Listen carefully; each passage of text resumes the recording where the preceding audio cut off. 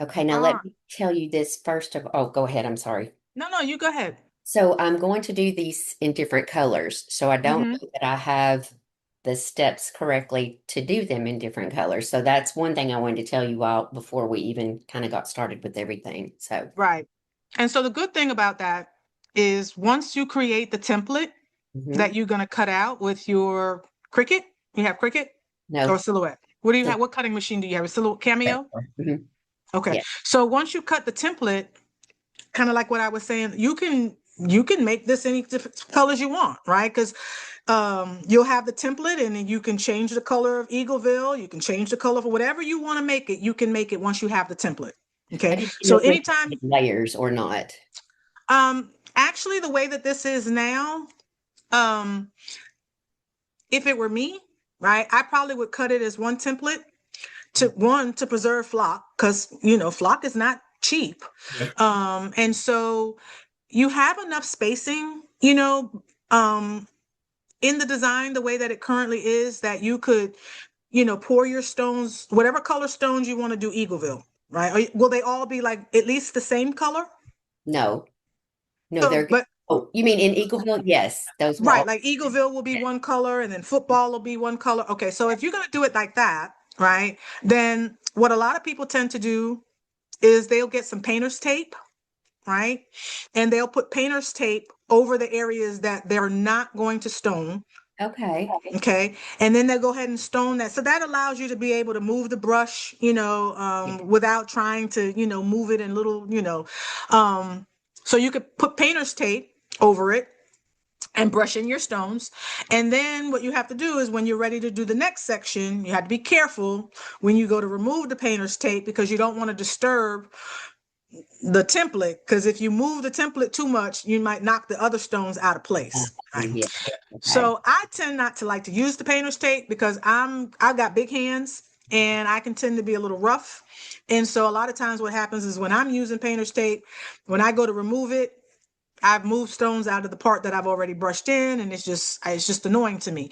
So what I tend to do is when I have a template that's like this, I will pour my stones over the top of the area that I'm working on. Okay. And then I will take my brush and I like to use um, the smaller one, the one that looks like this, right? Because it's got a smaller space. And then I just brush my stones in that space. Okay. And then once I brush in that area, then I move to the next one. And then I try to be really careful, as I brush. So sometimes you might start like at the bottom, like do the bottom and the top. Or maybe it's easier to do the bigger, like maybe brush in wife, get that all brushed in, and then brush in um the strings, right? Brush those in. And then so you work from the bottom and then you can work to the top. And then that way you can brush your stones out of the direction that they need to go in. But always tend not to want to brush into the what you're working in because like I said, those stones like to flip and fall and go and move. And then it's always good to have your trusty wax pencil or tweezers on hand. So you're going to have your brush, you're going to have your tweezers and a wax pencil. And they're very helpful for, like I said, when stones actually go into the areas you don't want them to go into, you can remove them. Okay. And it's a lot easier when the stone falls into the template. It's a lot easier to use your wax pencil and you use the tip part of it to pick up the stone and move it out than it is sometimes to use the tweezers. I like to use tweezers when I'm sometimes putting a stone into a hole. I just feel like I have more control over that. And I use my wax pencils when I want to pick up a stone that's already fallen into a hole that I want to remove. Okay. So, but you'll figure out which one works best for you. But I always typically always have all three of those things at the table with me when I'm stoning one of my templates or Okay. anybody's template. Good deal. Okay. So So basically what we got here. So the first thing I'm going to tell you what I see, okay, in your design is you see how your stones are very close together, right? I'm going to zoom in, Yes. okay? And if I click on the football, right? And I open up the rhinestone panel. You see how the rhinestone panel is telling me that the spacing is 0? Yes. Okay, so we cannot have 0 Oh, because there is no space. When you send this to the cutting machine is going to cut exactly around this circle, and then the next one is going to cut. And so what's going to happen is when you try to remove this flock from the mat, it's going to tear because there's no space in between your holes. Okay, so since you haven't yet released the rhinestones, which is good, right? We can just come over to the spacing and just give that some distance. And so, like I like to start with the 0.020. Okay, so I'm going to change mine on my end to 0.020 and hit enter. Okay. Now, what may have happened when you saw it do that, right? Because you see now it kind of put that space in between. You were like, oh, I don't like that. yes. I want my spacing to be closer together, right? And so you change the spacing to 0 and say, oh, I like this. That's what I But did. and unfortunately, that's not the right method for getting what you want. So we have to work with that. So now we got to work with enough spacing in between the holes. So we're going to have to just kind of figure out what we're going to do. So I'm going to turn this back into the like the no fill effect so that I can kind of look at it from there. Okay. So now the same thing with wife. Let's just go ahead and I'm just going to see you have that the same way. Now this one is interesting because it says there's a spacing of 0.125 and I know for certain that that is not correct. Um, and so let me see what happens if I just change the spacing to 0 to 0. Okay, and so in the wife, what probably happened is you release the rhinestones in that particular font because I can't change it now. And I can confirm that if I do an ungroup, yep. See how when after I ungrouped it, everything has a box around it. Yeah. So that meant that those stones had been released. Um, and so now we can make edits, but it would require us to do some manipulation. Like what I would do, I mean, if it were me, well, if it were me, I probably would start over from scratch, right? Like I Start would all bring over. that particular Just font let's just start all over and do it from do the whole from thing. from, So from the whole thing. I Okay. know how to do it. How about All that? right. So let's take Eagleville and let's take football. And I'm gonna go ahead and grab. Let me look at your football lines first though. Let me see what we got going on here. So this is the same thing, I think. This is also something that has been released, but this is simple enough to recreate. And we don't even need a graphic to do it. We can create this with just some tools over here on the left-hand side of our screen. So I'm going to go ahead and take Eagleville and football, and I'm going to, I just put Eagleville on there, so I haven't done anything to it really. okay, all right. So I'm going to take those two things and I'm just going to copy them. And I'm going to open up another mat on my screen, a blank one, and I'm just going to paste those in there so I have them. Okay. So I have the Eagleville and the football. And then for wife, do you remember what font you may have used? I think I know I've seen that font.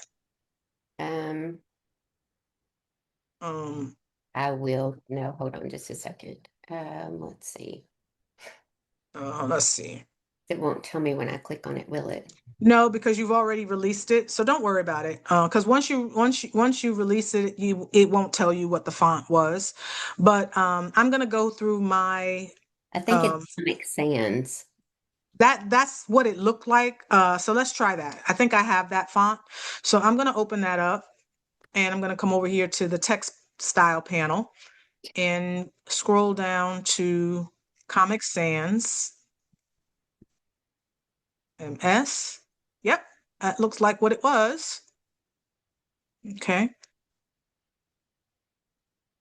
And what I'm going to do, I'm just going to go ahead and look at it with the rhinestone fill turned on. Okay. So I think you had the edge fill. Okay. Hold on And and let me just, I want to follow you, but I'm doing okay. it as well while we're doing it. Okay. All right, so we're going over to the rhinestone fill.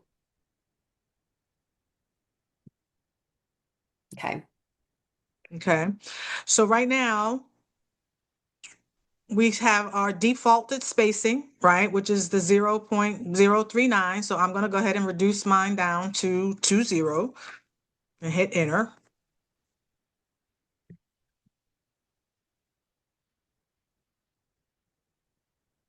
Okay. Okay. And then I'm going to create the football strings that you had. And how I'm going to create those is I'm going to draw out a rectangle. Okay. I'm going to draw out a rectangle and I'm going to make that rectangle kind of thin. I think you had maybe about here. Can I ask you a question? Mhm. All I did was I drew a line. Is what I did. Mhm. I did it. Is that You could do that. And a line is good because a thin line is actually only going to give you the one row of stones, right? But I made don't, a copy of it and put it over to the side, so Mhm. in case I needed it anymore. um, so I could do that, you know, and then I could just make my rectangle thin enough that when if I go in, I turn on the edge fill. Hold on a minute, I'll make it ready. And I use the linear fill, I still get that straight line, Okay. right? And maybe that's a little bit too long. You had it a little shorter, I think. I did. Okay. But then we have to do the other parts of the line, right? So I might would, I might would just duplicate this line since it's already what I want. And then I'm just going to make it shorter. Okay. And rather than to, shrink it this way, like using my guide, using the handles to Mhm. make it smaller, I'm just going to come up to my height and my width here at the top, right? And I'm just going to change the width of it to maybe let's see what 2 inches looks like. That's still too long. So let's see what 1 inch looks like. And that might still be, and it's still making, so maybe it doesn't matter. Let's see. No, let me go back.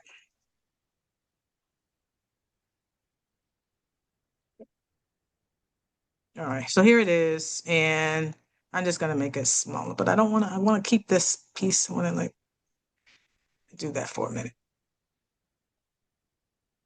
So I just kind of, and then I'm gonna rotate that, right? I'm just gonna rotate it. So I'm gonna go up to object. Now you could use this little green wheel right here, right? This little green circle. And when you take your mouse and Mhm. you hover over it, you see how now it like kind of turned into like an arrow.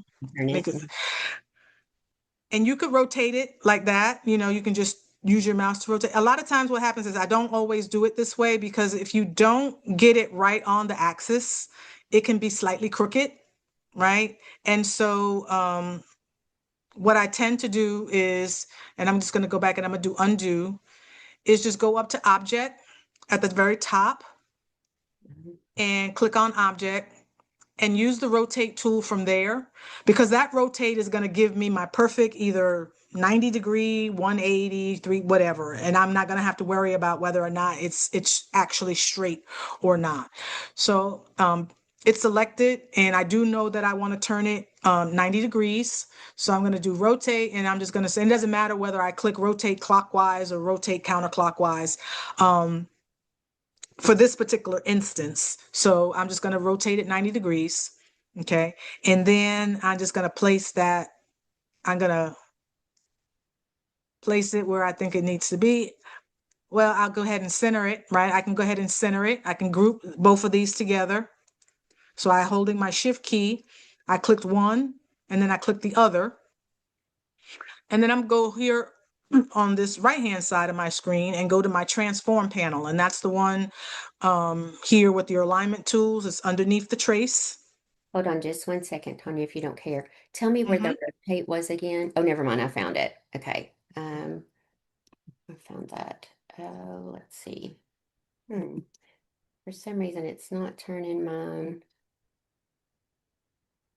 up and down, but I got it in a different way, so it's okay. Yep.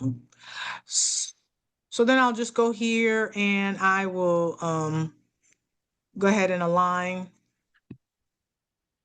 that those two so that it's I think I have it yeah, it's aligned vertically and horizontally. And then I would just come in here and I could just then duplicate, right? I could right click with my, I could left click with my, let me see, is it right click? Yeah, it's not right click. It is, yeah, I could right click with my mouse and click duplicate. Okay. And when I do it this way, it stays on its axis, right? It doesn't go above or beyond. If I click it in, if I did this Yeah, I and I just. did, and I just said like alt, I hold the alt key and Uh-huh. click, right? I might not, because I'm moving it with my mouse, I might not get it in the right, but if I just use my duplicate, it will duplicate it and keep it on its axis. Yeah. And if I wanted to then give it a little bit more space, then I could just use my arrow keys, right? And my arrow keys will keep it where it is. So I could just move it where I wanted it to go. Hmm. Okay. So we can do that. So let's see how many strings, how many of those do we want? I had five Um, before. how many? I had five. 5. Okay, so I'm gonna do that. So I got 3, and then I'm gonna duplicate some more. And then I'm gonna just duplicate one more. So I have my 5, right? And I could do one of two things. I could keep this line the length that it is if we, or maybe it's too long. Do you think the line itself is too long? Yeah, that one is too long a little This bit. one is too long, right? So we'll go ahead and shrink that one down. And let's go ahead and I'll make it use my little tool up here and I'm just gonna shrink it down to let's say 3.5 inches. Let's see what happens. Okay, that's better, right? That line is shorter. So what I'm going to do is I'm going to use my equal spacing tool and see what that looks like. So knowing that I need a little bit more space for the line over here, I'm going to bring this one over, right? I'm just going to use my arrow key and bring this one over like that. Okay. And then I'm going to take the one on the end and I'm going to move it to where I think it needs to be based on the other one. Like that one, maybe I need to bring this one over some more. Like if I did that, right? And this line is probably still too long, but let's see what happens. So if I then select, and I'm gonna click my mouse here at the bottom, and I'm gonna drag from the bottom, right? And the reason I want to drag from the bottom and go up and is because I don't necessarily want to get that um that straight line, right? The horizontal one. I just want to grab the vertical ones. So if Okay. I did this, right, see what happened? I'm going to scroll in, zoom in so you can see a little better, right?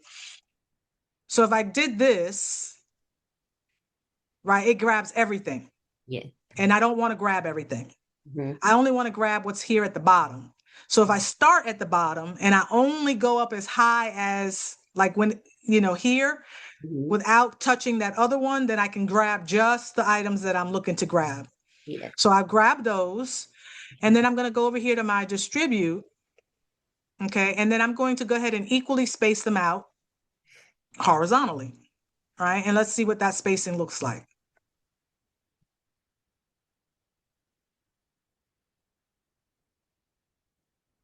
Hmm. When I did mine, did you do the center one? I can't, hold I on did so when you do the distribute, like I'll go back. a second. Let me move the, okay. Okay. So I went back and this is what I had to start. Mhm. And I'm going to grab those right here. Okay. Right. And then I'm just going to go and distribute Okay. horizontally. Got it. Okay. Our, Okay. our little picture was hovering over that, so I couldn't see where you went. I I mean, got you.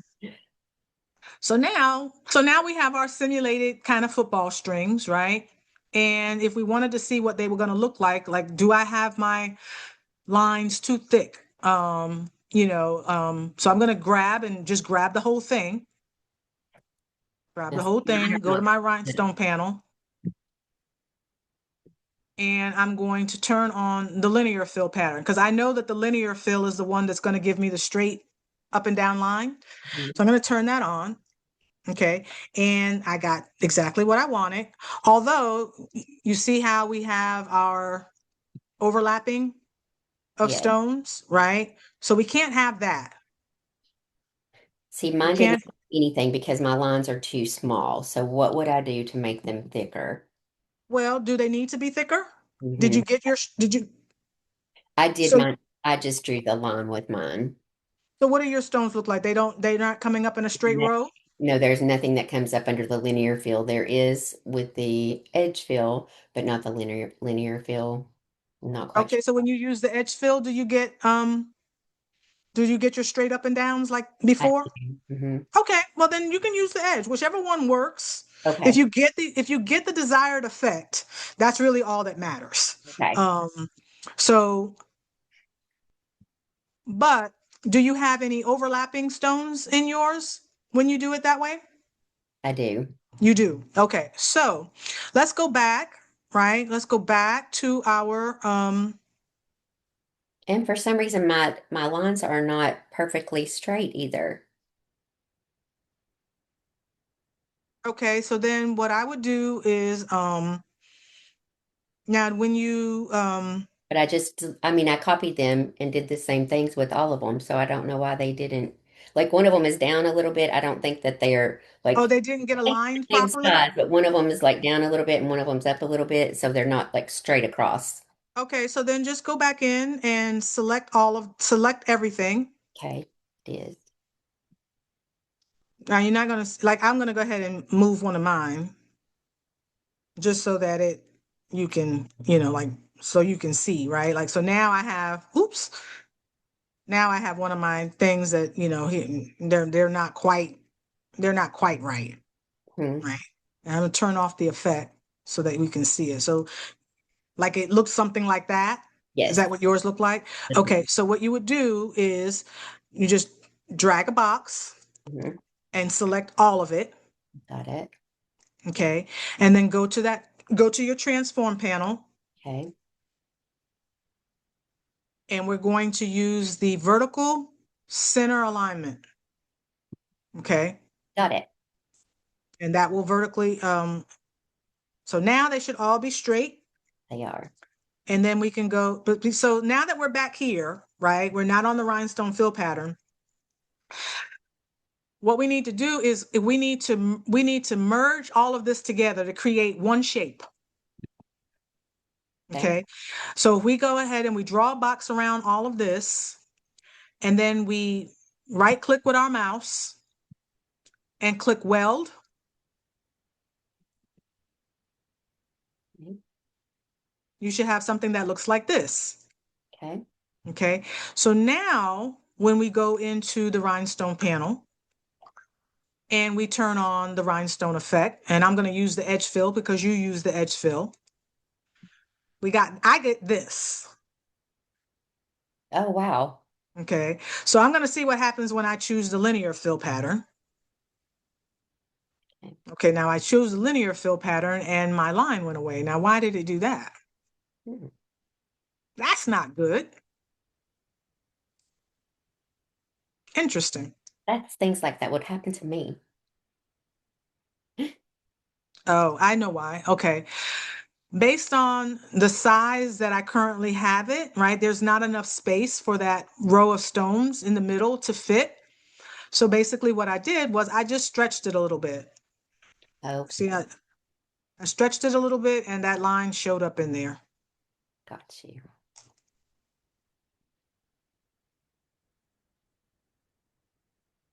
So were you able to get yours? I have mine. You do have yours. Wonderful. But Okay. they're not lined up perfectly. They're still not lined up perfectly? They're not. No, like I need to click on some of the little, I need to click on a line and move it a little bit. I Uh-huh. have one, two, three, four, five, six, seven, eight. I have 8 circles, and I actually need to have probably seven. So if Which I you have take, now. I've got seven now. Now I just need to move I need to make it to where my lines will move. How do you do that? To where I well, bring my dots down evenly. I will How do I let's move the rhinestones? let's tackle that when we release the rhinestones. Okay. Um, since we don't have a since you let's do it then. Um, right now we have our lines. So we each have our football strings, right? Our spacing is good because we are at the 0 to 0. We have our wife is done. Okay. So now the next thing for us to look at is the football. Okay. So let's look at football and don't exactly know. Okay, I'm going to go back in and draw mine again because I took mine all away.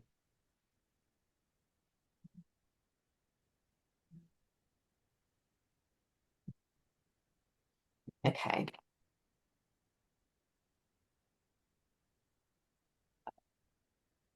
So now when I look at this, I say, okay, if I'm going to be using SS10 stones, I know that I got to give enough space, right? The stones have to have enough space in order to fit. Now this looks a little tight to me. It might work, right? But let's just go ahead and see. We did it earlier. Let's go ahead and turn on the edge fill and see what that looks like. And this is what mine looks like. In linear, it looks like this. And the edge fill, I mean, the radial fill is probably going to give me a very similar outlook to the edge. Um, because again, it's pretty much the same fill pattern, except that the radial tries to fill everything in from the inside. So I think the linear fill Neat. pattern was the one that you liked the best. Mhm. Okay. But you didn't particularly care for the spacing in between the letters, right? You wanted to look Yeah, but more, mine's doing that now. Mine is all mhm. filled in like it was before, but I've got the spacing as 0 to 0 on there. Uh-huh. So I'm going to try and see what happens if I scale this out just a little bit, Mhm. right? Because right now I'm showing that it's 8.771 inches in width and 1.627 inches in height, right? I'm going to Mine, see what happens if I just scale it out a little bit. yeah, that's what I did. Mine is bigger now. Okay, so I make it a little bit bigger. What's Mine width did you make yours? is 10.411 and, 10.411? and 3.496. Okay, 10.4. I'm going to get close to where you That are, makes it too 10.4. big. Is Hmm. that, do you think that's too big? No, I mean, like I said, what size shirt do you normally wear? A large? Okay. That's about average. Anywhere between 10.5 inches is about usually where my designs are, and they pretty much fill up my entire front of my shirt. And so 10.4 is good. You know, you probably could actually, if you wanted, bring it down to about 10.1 or 10 inches, and it still doesn't seem to it still kind of gives you the full lines, the fullness that you were looking for. Here in this T, we might make some changes. And then this A, um, the reason why the A kind of looks the way that it does is I'm going to show you when I turn off the effect. See how the A, this interior piece right here, is very narrow, Yes. right? And because it's narrow, there's not much, there's no space, right? Sometimes what I'll do if I want to try to make the A look a little bit more defined, right? Like I might go in here and if I do this, then of course I can't go back and make any changes. I got to be happy with this font. But I think we're happy with this. I think we can work with this the way that it is. So I'm going to go ahead and release the compound path. So I'm going to right click with my mouse and I'm going to release the compound path. Okay. And then I've got to ungroup it. So once I do that, now everything is its own little individual object, right? And if I deselect, I can then go in here and click this little part of the A, right? I can work with this little triangle. And I can go ahead and make this, I can scale this up a little bit and make it bigger.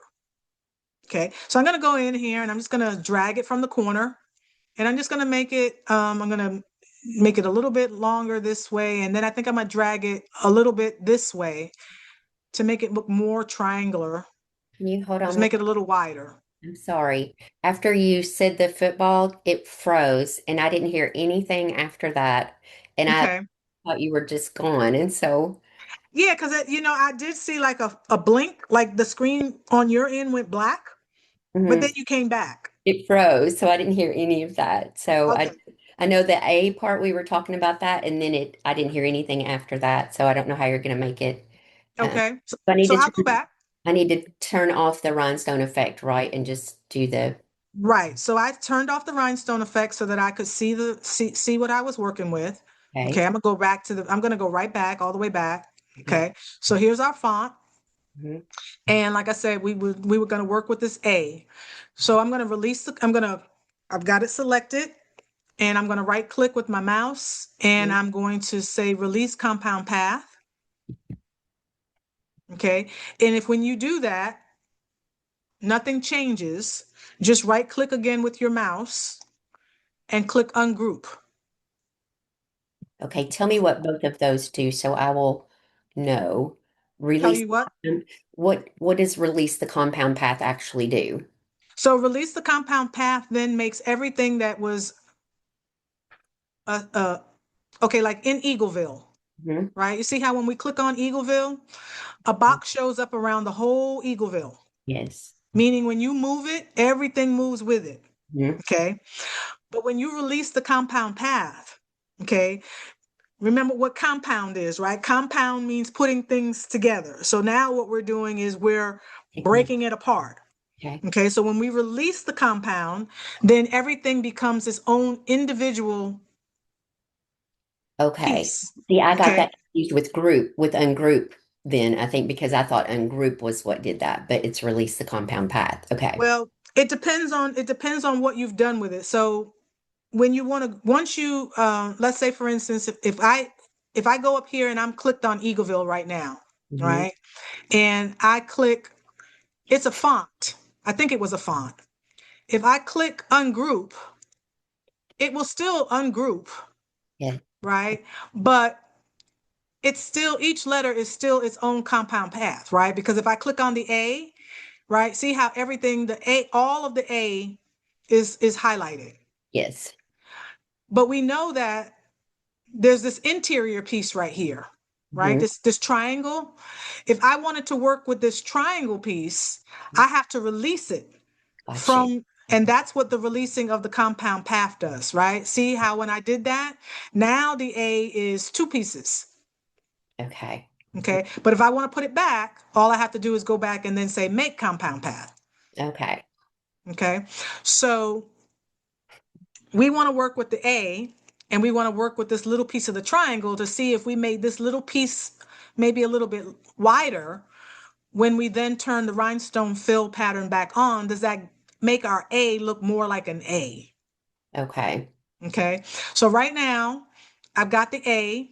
And like I said before, see the whole thing is selected, right? We cannot, actually, this is because we released the compound path before. But now, so if I do like this, right, I'm just going to highlight both and I'm going to look at it. In the linear fill, this is what it looks like. And the reason it looks like this is because we released the compound path, Hmm. right? If I click and I just say make compound path, now it kind of put that back in here. Yes. So I'm going to go back and I'm going to release it again. Okay. And then I'm going to deselect because both things are selected and I just want to work with this little piece of the triangle. So I'm going to go and click that and I'm going to spread it out. Like I'm going to spread it, make it wider. Okay. Okay. I'm just going to make it a little bit wider, not a lot, just a little bit. Okay.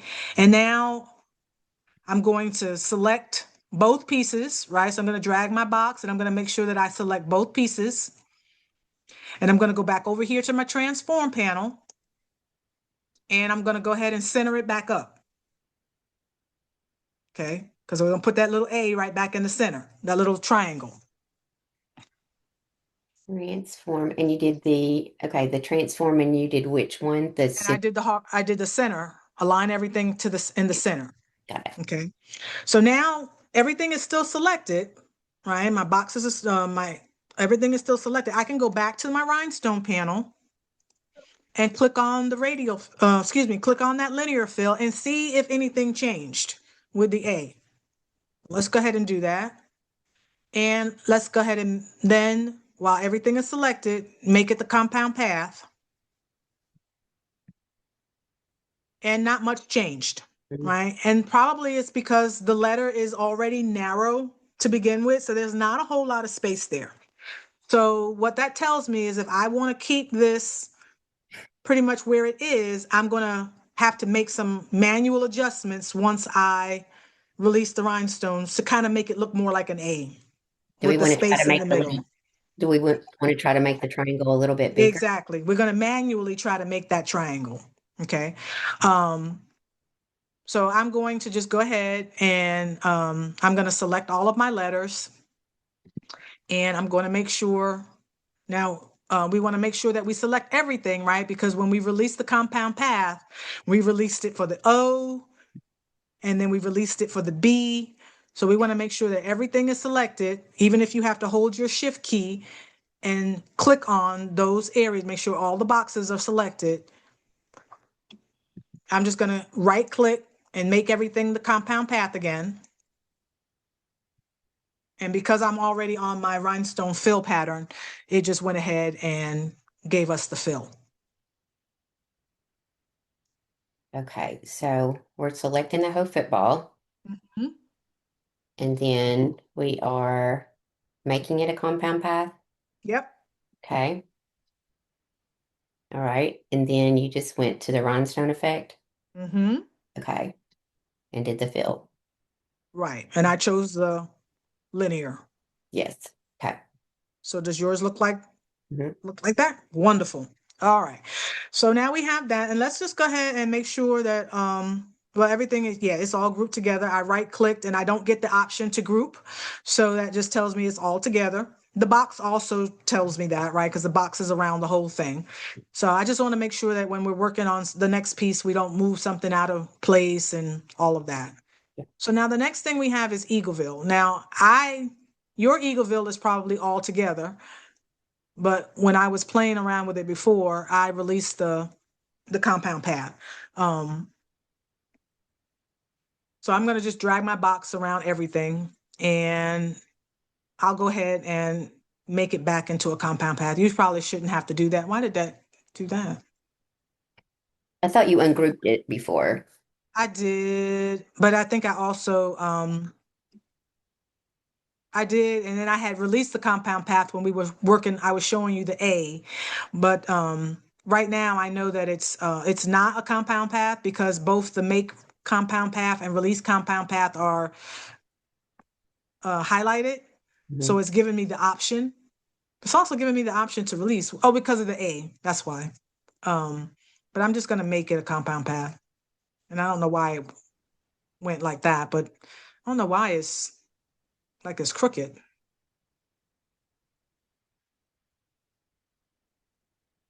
I don't Hmm. know. Hmm. Yeah, that's weird. I don't know. Let me zoom back out for a minute. Well, it does look more straight or it looks more curved like this. And it might be whatever you whatever you did to create this curve. Do you remember what you did to create this curve? Mine's not crooked like yours. Mine's fine. Yours So, is straight across? Your no, letters are no, straight? I mean mine is Oh, angled. it does curve, but you don't Mine have is that straight up and crookedness. down. Like my green is at the very top. It's not Oh, long. oh, okay. Oh yeah, I don't know why mine did that, but anyway, we won't worry about it. I took an So oval. I took the oval and I put the lettering at the top and I snapped it down to it. for you. A lot of that's a very hard skill to learn, like trying to make it, and then you did the convert to path in order to get it to stay in that curve shape. So good for you, Dana. All right. So let's just see what this looks like. Now, this I can look at it and say, okay, if we try to make these tens, let's see what happens when we try to do that. So I'm going to use the edge fill. Okay. And that kind of doesn't look very, very good. So let's see what happens if we use the linear. It doesn't either. It did straighten out our letters some. And I already know that the radial fill is not going to make it look any better. Now, this could be, like I said, spacing, because again, this is the very narrow font. So should we change the font and do something different because I don't have any sixes? So Well, we don't necessarily have to do sixes. Let me go back. Okay, so this is what it gave me using tens, right? And while it's not ideal, um, it would require us to go in and just kind of clean it up, right? And that would mean after we release the rhinestones, we have to go in and use our alignment tools to kind of line things back up a little bit as best we could, and we might have to do some, some manualness. So that's I'm I'm sorry. gonna put this one off to the side for a minute, right? Like I'm just gonna put it off to the side. I'm not gonna get rid of it, but I'm gonna try a different font, like you said, right? Let's try a different font. So let's type out Eagleville again. So what is that? Eagleville. Mhm. Okay. And I'm gonna scale it out a little bit. Let's see what that one was. That one was about 8279.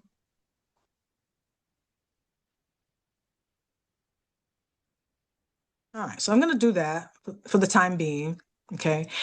And before I convert it to path so that it's circular like that, I'm just gonna see which one of these fonts that I might have might work. Okay. So I'm gonna click on it. Actually, I'm gonna click on it and I'm gonna go to the I'm gonna try the edge fill first. Let's see what radio fill. Oh, actually that one's actually not bad. What And it font doesn't did you do? and it didn't require a whole lot of conversion. So this font right now is actually Arial. Bill? Okay. Okay. What size So are letters? mhm. What size are so letters? 98? so mine are, let's see, I have mine scaled out to 8.249 inches in width and 1.521 inches in height.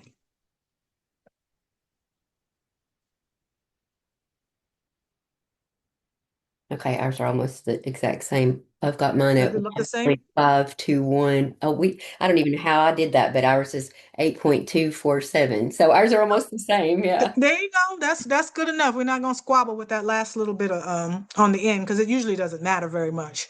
So this is what it looks like this, right? But we still have to convert it to the path. And sometimes when we go to convert it to path, it may not always look the same.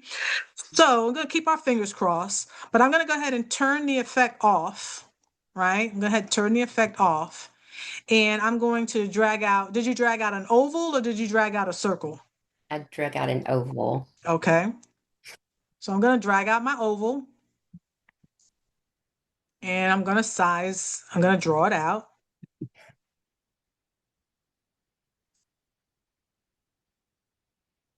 And I'm going to use the football as my kind of like my guide for where I want the ease, I want it to show up. So I'm going to try that. So we know that if we double click on it, right? We double click on it to bring up the editing tool and we take that little plus sign and we drag it down to the circle. Mhm. That's how we can get it to snap to the Yeah, shape. Okay, so you got yours to snap to the shape? I do. Okay, so now from here is where I will go and I'll go back. Let me see. I click off of it and just single click on it. and then turn on the effect Mhm. and see what we get. So now, see, before when we did it, it looked better,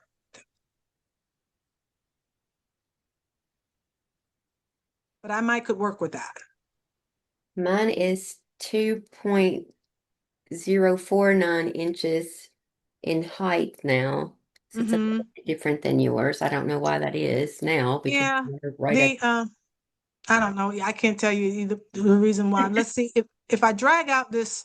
So while it's snapped to the oval, right? Like we can increase the size of the oval yes. and see if that makes any difference, right? Without I'm also going up and down with my Eagleville a little bit and making it um a bit taller. So, right. And if I move the circle, it does that too. mm, But if I click on the eagle, right, it then so it's I think it's going to be one of those things because, like I said, the snap, once you convert it, right, it changes the shaping of the letters to some yeah. extent, right? So we've got to expect that the stones may not line up the same as they did when it was just when it was just straight, because now we've added curves to it. Um, Mhm. but that's not bad. Like I don't want this one, although I get more straight line in the Eagleville when I use the edge fill, right? That's what I just changed mine to as well. And Um, so what I could do is let's turn the effect off for a minute. okay. Okay. Right. And let's click on Eagleville Okay. and let's click on the offset tool. Right. I'm going to click on the offset tool and I'm going to do an internal offset. Right. And the reason I'm going to do an internal offset is I'm going to see if I make this a little thinner. If when we use the edge fill, can we get those lines to go straight?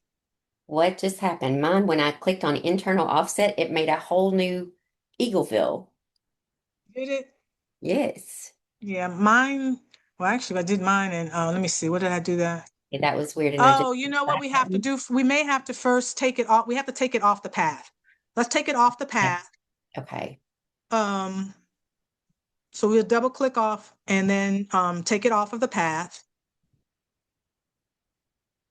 And now let's see Convert what to happens path. if we click on it and We do want an internal offset. we want Okay. to convert it to path. Hmm. We want to convert it to path. No, we don't want to convert it to path yet. Convert to path means that we're going to then take it and it's going to convert to that shape that we use, and we're not ready to do that just yet. Okay. So I just clicked on it and then clicked on the little plus sign and then just took it off of the oval. Oh, you're taking it off of the oval. Yes. Okay. Okay. Okay. So I'm going to click on it and I'm going to click on the internal offset. And when I click on mine, I don't see anything. So I'm going to decrease my distance and see if see how it's starting to fill in. Yes. So based on the size of my Eagleville,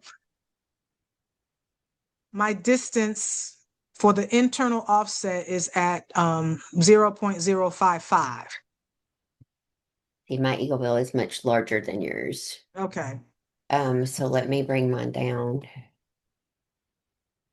Hmm. Okay, my letters are individual for some reason. I'm not quite sure why. So I need to It may have put my letters together, right? I need, just drag a box around all of it and then just group everything together. okay. Okay. Got that. Yours are 1.595. Okay. And then let's see. 95. And then let's see, it's 8.933. I don't know how ours changed. I think it was the oval. That's what made them different. Yeah. Yeah, because then I stretched my oval. Remember, I stretched it out and that made it wider and all of that. So, Okay. I've got it now. okay. So Um, so now you can see we have more of a pencil line, kind of like of the lettering, right? So because we have it thinner, maybe this will convert to a single line conversion better. So I'm going to go back to the rhinestone panel and I'm going to click on that linear fill. And in some way, let me try the edge fill. Okay, so I did edge. What was your offset or the distance, Tanya? 0.055. 0.055. Okay. Hmm. All right.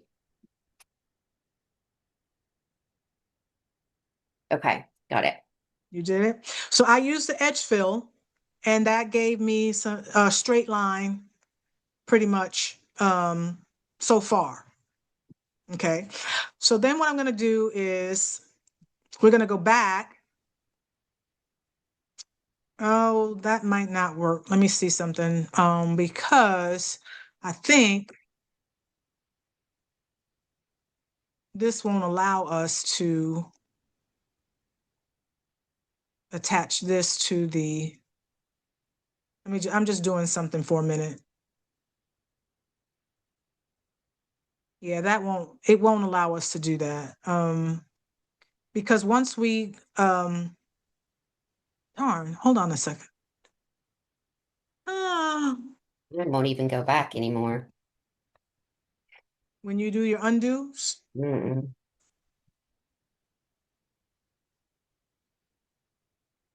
Won't undo it. I don't know why. are we working, are we trying that, what we talked about last night, which was making sure that you only had the silhouette running, nothing else in the background, or, yeah, Okay, so now still this kind of is still acting a little wonky? it's mine is attached to I wonder if that's why. Mine is attached to the oval for some reason. Mhm. Um, Mm. when I try to, this is really weird because it's not, I'm just going to undo the whole thing. Yep. Just going to take that off. I'm just going to type out a new word. Um, we did it in Arial, right? Yes, we did use Arial. Okay. Okay. Okay. Right. I've got a different word. And then the font was 98, I believe. Hmm. The font was 98, right? Um, As it was. Yeah, something like that. I got it now. Okay, I'm good. Good. So, do you have the internal offset piece like I have here? Did you create that part? Oh, well, it wouldn't, I'm gonna have to go back and do it again because it wouldn't let me get it off of the oval. So let me go and do that again. Is it gonna let us snap it around to the oval It after we? will not. So the internal offset that we create will not let us attach that to the oval. Okay. So I was going to show you like what my workaround is for stuff like that, Okay. right? Like, and so just listen to me for a sec, and watch me for a second, right? So what I did was I created that internal offset of the word Eagleville, right? And I got this. Okay. So I got more of a thinner line. Mhm. When I click on that and I use my edge fill pattern, I get a better, like the line, it's a little bit straighter, right? I don't, it's a lot straighter than it was when we did it here, Mhm. right? This got us a double row. This one gave us a double row. And if I use the linear fill on it, it works, but we then can attach, when we attach it, it looked a little, it got all wonky, right? So sometimes what I'll do is, okay, so I have my Eagleville, right? I could do this, like I could come here and just watch me for a minute. And if I said I was happy with this, I could go ahead and release this compound path so that everything now is just its own. And I could actually come in here and bring, using this oval as my guide, right? I could bring this down and use my tool to rotate. Okay. Okay.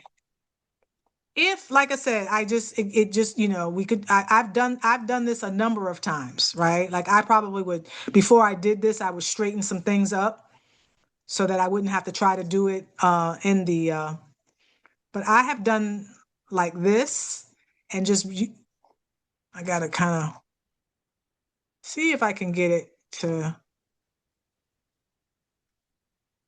it. So this would, I would just, like I would rotate, and get that. Uh-oh, nope, don't want to do that.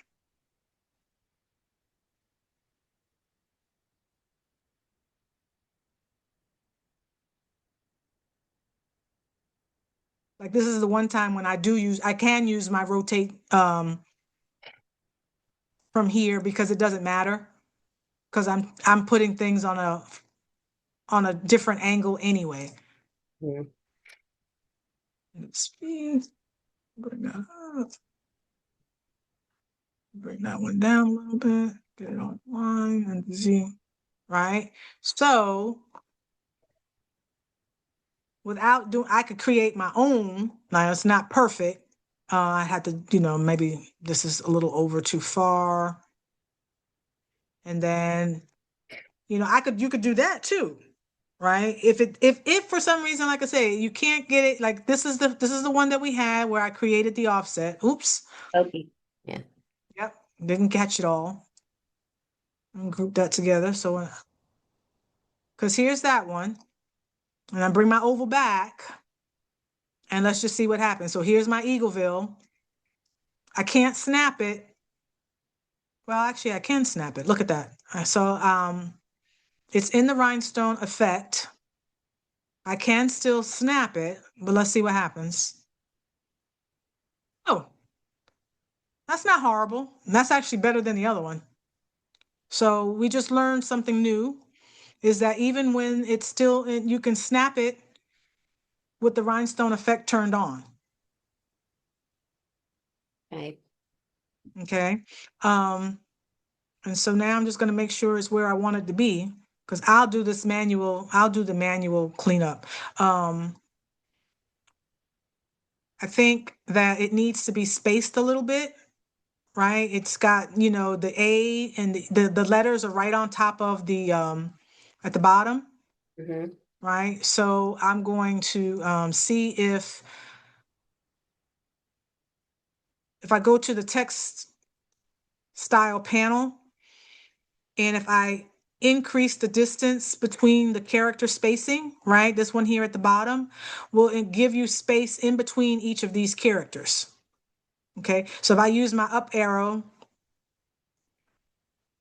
see how it just kind of creates a little bit more space in there. Now, it's probably too wide. So let's shrink that in a little. Ah, shrink it in a little. That changes the shape. So as it's bigger, it looks better. But when we make it a little bit smaller, we've got more work to do. Hmm. So it's one of those things that at some point I'm just not going to keep fighting it. I'm just going to resort myself. I don't know why mine is kind of, I don't know either.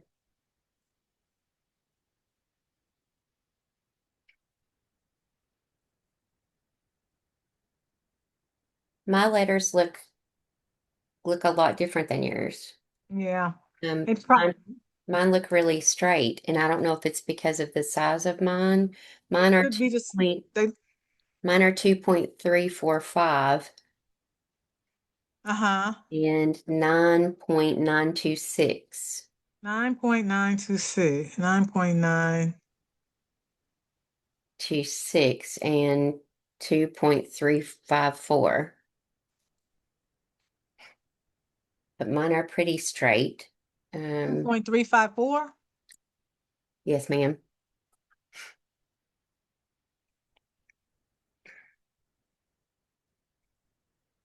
Well,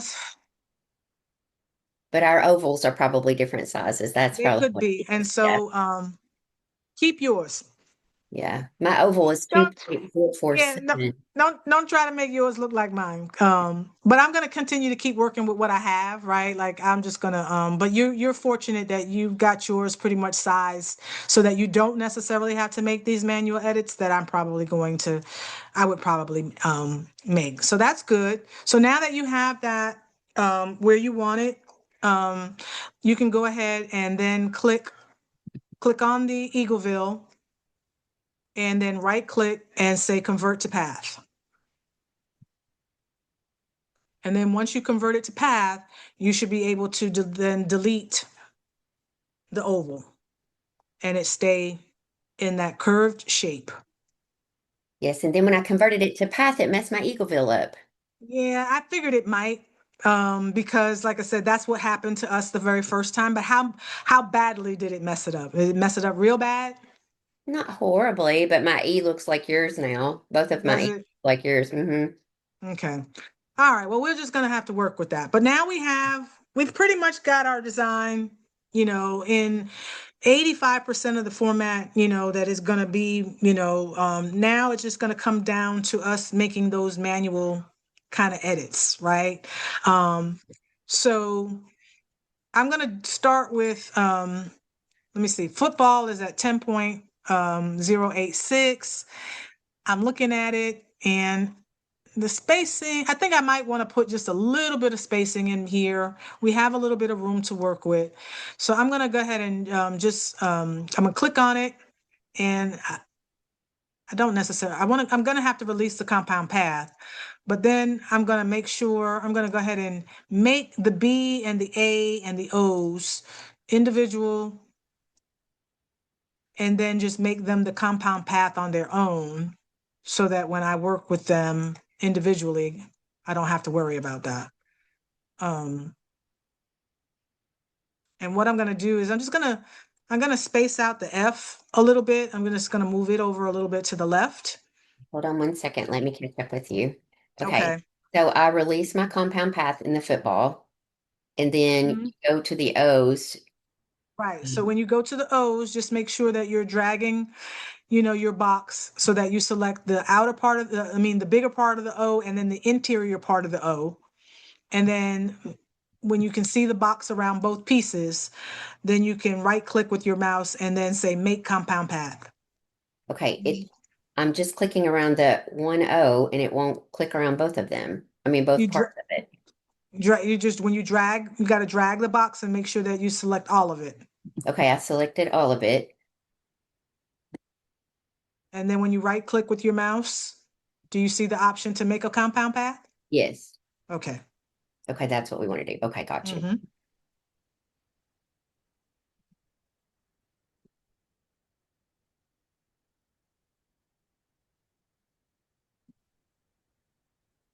Okay. Both of the O's and the B and the A. Is that right? Hmm.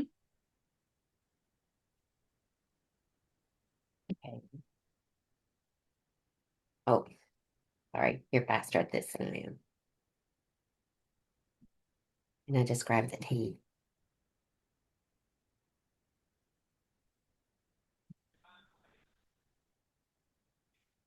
Okay. Almost done.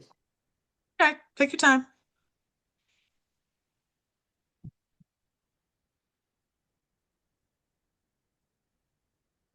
Okay. Got it. Okay. All right. So now all your letters are are there. So what I did was I just moved the F over a little bit to the left, right? Just created a little bit of spacing there. And then I moved the L on the right. I just moved it over a little bit. Okay. And then I'm going to check my spacing. I'm going to check to see how wide it is. So I just draw a box around everything so I can see what that width is. So that tells me I'm at 10.286. And what I'm just trying not to do is just trying not to get over like the 10.5. So I want to stay between 10 and 10.4 if I can help it. But Mine, 10.286 I think is good. yeah, mine is over. Mine is 10.857. Oh boy, that's wide. So, So and let's it's 1.914 tall. So I think mine is taller than yours. so So, mine is 1.870. I can make it mine taller. Taller is not you know, taller is okay. Um Actually taller is probably better to some extent. okay, now mine is 10, 10.00 or 10.008. Okay, so at 10.008, um, we're gonna go ahead and we're gonna just drag a box around everything. Mhm. And then we're gonna go to the transform panel and we're gonna go ahead and evenly distribute them horizontally. Okay. And then we're just gonna look at it and just see if we have sufficient space between each of the letters Yes. so that when we go to cut it, we don't have an issue. Okay. Okay. And so I like that, right? Because it's still nice and tight, but I can see that I can see that now I have spacing between the L and the A, and the O has a spacing. So I'm happy with that. Okay. Um, like I said, my height might be different than yours. I increased mine to 2.271, and my current width is 10.286. But if you're happy with where And yours is, you don't have to make any more adjustments to it. mine is 1.85, but I'll make it 2 point. Okay. Okay. And I'm going to go ahead, like I said, I dragged the box around all of it and I'm going to group it together just so that everything stays together. Okay. Okay. And then, are you happy with wife and the width that you have for your wife? Mm-hmm. Okay. And are you happy with your strings for now? I know we have to go back and we have to line them up, but Yes. okay. So with all of that, I'm just going to go ahead and I'm going to center all of this and make sure that this is all centered, right? So I'm going to click on the football and I'm going to hold my shift key and I'm going to click on wife, and then I'm going to click on the strings. Okay. I'm going to go to horizontal and align everything. Not, I'm sorry, I'm going to go to vertical and align everything to the middle. I think that's right. Nope. Let me go back. It was horizontal. It was the horizontal center. So we're going to line everything so that they all line up It centered. messed up my strings. Hmm. It messed up my strings for some reason. It put one of, when I did the horizontal, it put one of my strings on top of the other one. Um, Walk. Maybe they weren't all grouped together. So just go back and do an undo. Okay. And then highlight all of your strings and make sure that they're all grouped together. Yeah, I did that. And now when you click on each of them, you click on the football, you get a box. You click on wife, you get one box. And then when you click on your strings, you should get just one box. And then we'll align them horizontally to the center.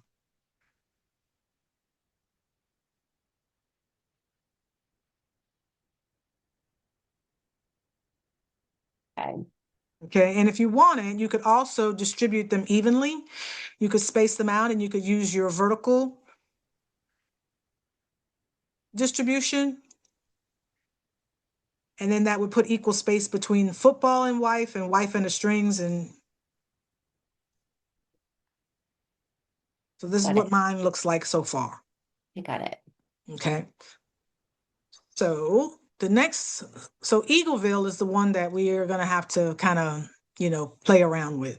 And I'm going to leave it to last because it's going to need, it needs the most editing. So I'm going to leave it last. There isn't anything I would do to wife. Like I said, if you like this outline, like you could, we didn't look at it to see what it looked like in any of the other fill patterns. But we can do that, Jane, just to see if there's anything else that, might look better. So that's when I click on mine and change it to linear, it looks like this. And then if I use radial, it's going to look pretty much the same as it did before, except it's trying to fill in where it thinks it has space to fill in a stone. Um, but I don't like that. So I think I would just go back to the edge fill, and that would be where I would probably leave it. And it's not changing anything.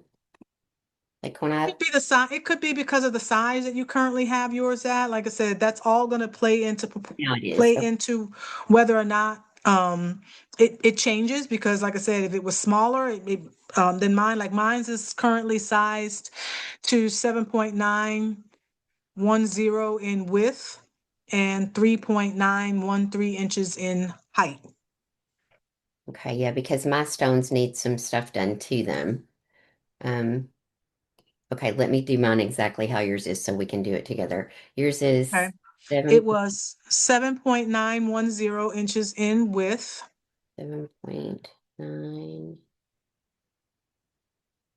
Oh, yours is really big. 7.910. Okay. Okay, and my height currently is showing 3.913. Oh, yours is really big. Okay, 3.910. Now, when we release the runs, when we go and we release, it won't actually be that tall. It's taking into account some other things. But for right now, I'm happy with this. When you zoom in on your wife, Mhm. do you not need to do anything to your F or like my stones are a little bit, yeah, like the It's because it's taking on the shape of that sans, which kind of has if we turn the effect off, see, it's got that little hump no, but in I'm talking there. about like the straight line down on the F in the if you put it back on, see how there's only like two, there's like a little bit right there where you are. In Right. here. Yes. So, the software at this point is saying there's not enough space based on the parameters that we gave it to increase and add another stone here and still keep the distance of the spacing. And so that's why it's spaced out like Okay. that. If you wanted to change that, if you wanted it to look more, you would have to probably make the F, you'd have to change the dimensions of the F in order to get an extra stone to fit in there. Okay. I just Okay. didn't know if Oh, it was okay or not like that. mhm. I just didn't know if it was okay or not like that. So it's all I mean, right. it's up to you. Okay. It's up to you. Like I could, if I make this, if I scale it a little larger, see if I scale it a little bit larger, Yeah. now there's more space for that stone to fit. So if that makes you feel better, right? You want it to be more, then you Got it. may have to just change the size a little bit I got it. in order for that to work. And we still have room. We got room to make that for it to do that, Okay.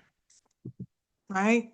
Because when we bring my Eagleville down and I just look at the dimensions as a whole, um, the shirt in height is only 8.793. So it's still within, that chest range to, mid stomach level, right? We're still in a good space. So I'll go ahead and enlarge mine out so that it looks better. It does look better that way. Okay. I would then go back and just double check and make sure that my alignment didn't change, right, when I did that, because I've scaled it up and made it larger. So I'm going to go back and just make sure that it is all centered properly. And I'll go ahead and distribute evenly again. Okay, so now that I have those things locked into place, Um, But Now I when did I that. did mine, my E got a little bit off, right? Like there's a little bit of space here in this E. Now I don't know if yours looks like that, but you see how mine has a little bit of space here in the E? I do. Okay. What that means is I need to when I ungroup when I before I release the compound before I actually release the stones, I'm gonna go ahead and ungroup the font. And actually when I ungrouped it, it fixed it.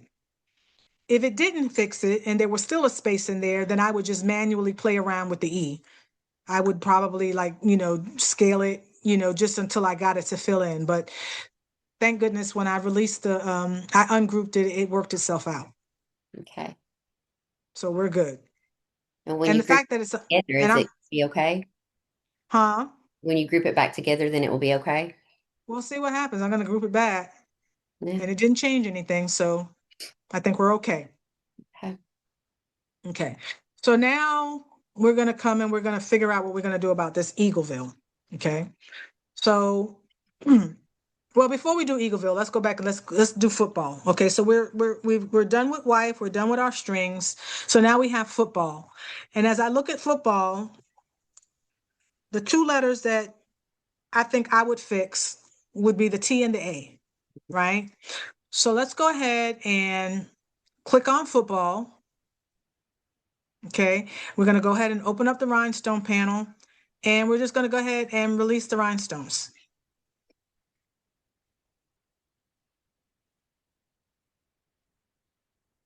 Do I Okay. have, I don't do anything except draw the line around it and release the rhinestones, right? Hmm. Okay. Okay. Okay. So now I'm just going to deselect anywhere on the mat, right? But now each of these are their own individual piece, right? So I'm going to zoom in.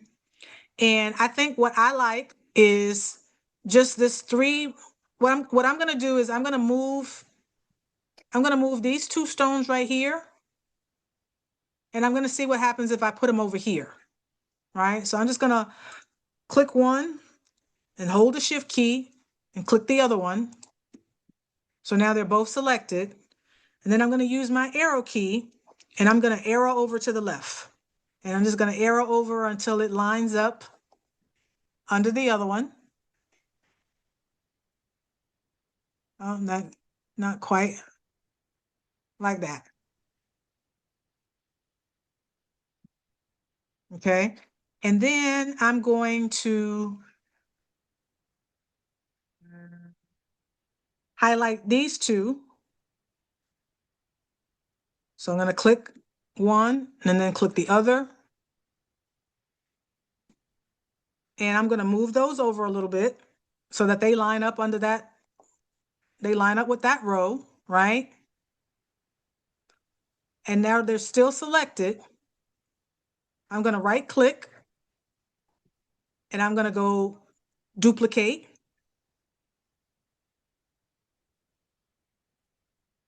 And when I duplicate it, it popped those two there.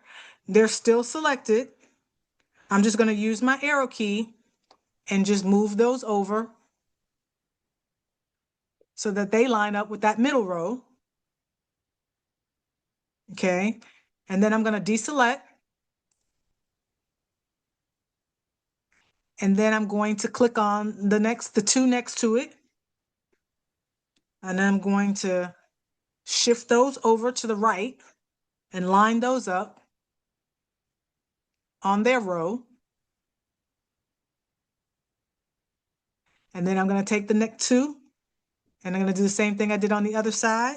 And I'm just going to move those over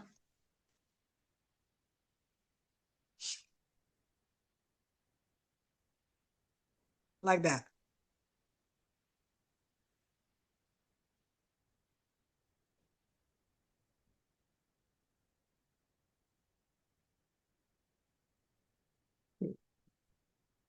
What happened? Oh, no, it's okay. It's just not, they're not lined They're up. not straight? That's okay. Well, they But are, this is, but yours are, we, yours are the same. So, That's okay. okay because we can use our alignment tools to get them to get them straight. But we pretty much got them in place, right? Mhm. Okay. So now we did our T. So now we're going to come over here. We're going to do our A. Now, with the A, what I'm probably going to do is I'm going to try and I'm going to take these three Great. Yes. right in here, right? And I'm going to go ahead and kind of get them over here in this line, right? I'm just going to move them over. So I'm going to click these three, holding the shift key, grabbing all three. Okay. And then I'm just going to shift them up. I don't have them all selected. I've actually got the wrong thing selected. Do it again. I'm going to grab these three right here. Okay.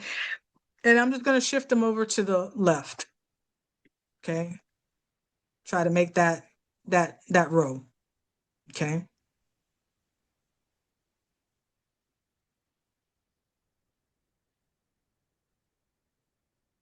Right.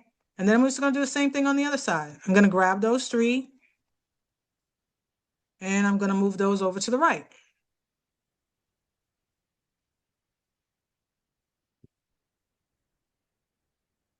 Then I just had to play around with a few individual ones to get them to line up. Right. So Alex. then now that I've done that, right, now we've got this row, and this row is, we can either just kind of manually, Yeah. try to get it lined up, right? We can just click on that stone and just kind of, we can eye it. It doesn't have to be exactly perfect, right? But we're gonna, we can just edge those into place by clicking on them and just manually with our eye, just kind of making them line up. Okay. And then I'm going to scroll out a little bit so that I can see what it looks like. Right. So now I'm looking at that. I'm saying, well, does that look like an A? What happens if I remove this? Uh-oh, I removed the wrong one. If I took out this center one, does that give me more of the triangle shape that I'm looking for? Right. And I think it does. Right. I think it looks more like an A than it did with that stone in there. So we can say, you know what? We don't need that stone. We can just go ahead and get rid of that one. And that gives us our A. Mhm. I Okay. only have two rows where yours has three. I Oh, just really? two. Mhm. Oh, because I think I increased my letters a little bit taller than you did. But the idea would be is just to kind of, whether it's three rows or it's two rows, that we still get that Mhm. shape in there that makes it look like an A. So does yours look like an A? Yeah, More yeah, like an A than it did before? it looks good. Yeah. All, all right. So now we have that done. Let's see. So you said that I'm looking at this and I'm going, okay, let me see my F over here, right? We got three straight rows almost, but for some reason, like this row is not straight. And there really is no reason for it to not be straight, right? And so we can go ahead and straighten that out. So I'm gonna zoom in and focus on this. And actually, these two rows are not straight. Like this back row is straight, but these two are not. So I would probably, like I said, it's simple enough that I can just kind of click on those two stones right here and then just move them over.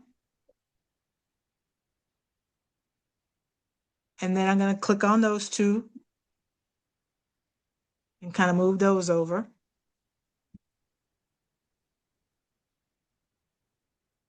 right? And then I'm gonna grab all four of those. Right, so since they're out here, I'm just gonna click on some empty space and just drag a box around and grab those four. And I just go ahead and move those over, making sure that I don't get too close, right? I leave enough space in between. Mhm. Okay, that looks good. And then I'll take these two and then just move them over a little bit.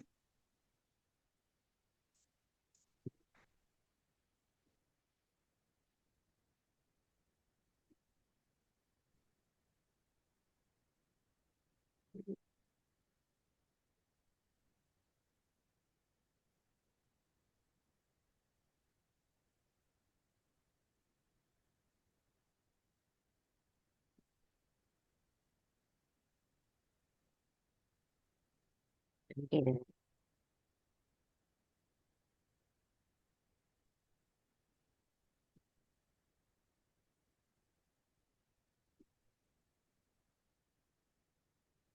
Still working on your F? Yeah. Okay. Okay.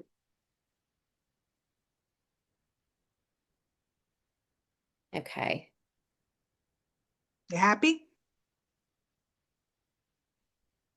I think so.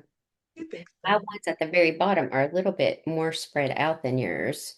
Um, like I said, they might be because again, based on the spacing that you had with your F, if you wanted them to be a little bit more closer together, you could manually go ahead and try to move them in closer together. But I'm probably not gonna mess with. I'm gonna leave mine the way they are. Okay. Um, I kind of feel like I need to copy and add add over a row. mhm, at the back of it. Yeah, that's what I'm going to do because mine were really far apart. Or were they? Okay. Yeah, so I'm just going to scoot a couple of them together and add a row. And sometimes when you want to, the easier thing to do is to, since we're this is on the end and you have some space, right? You have room. You can grab your three, right? Grab your or however many you have there. Just grab those stones and then just go ahead and group them together, right? And then that way, when you go to move, you don't have to individually move each one, right? Oh, You could move. They'll all move together. I mean, you at least the stone will move together. okay. Okay. Or what you could do if you felt like you needed to add one, right? With them all being grouped together, you could take the one on the you could take the one on the end and move it to the position that you think it needs to be, right? You could then duplicate that grouped row, right? So I'm going to duplicate it. I'm going to show you. And I'm not even going to worry about where it is right the minute, right? I'm just going to go ahead and duplicate it.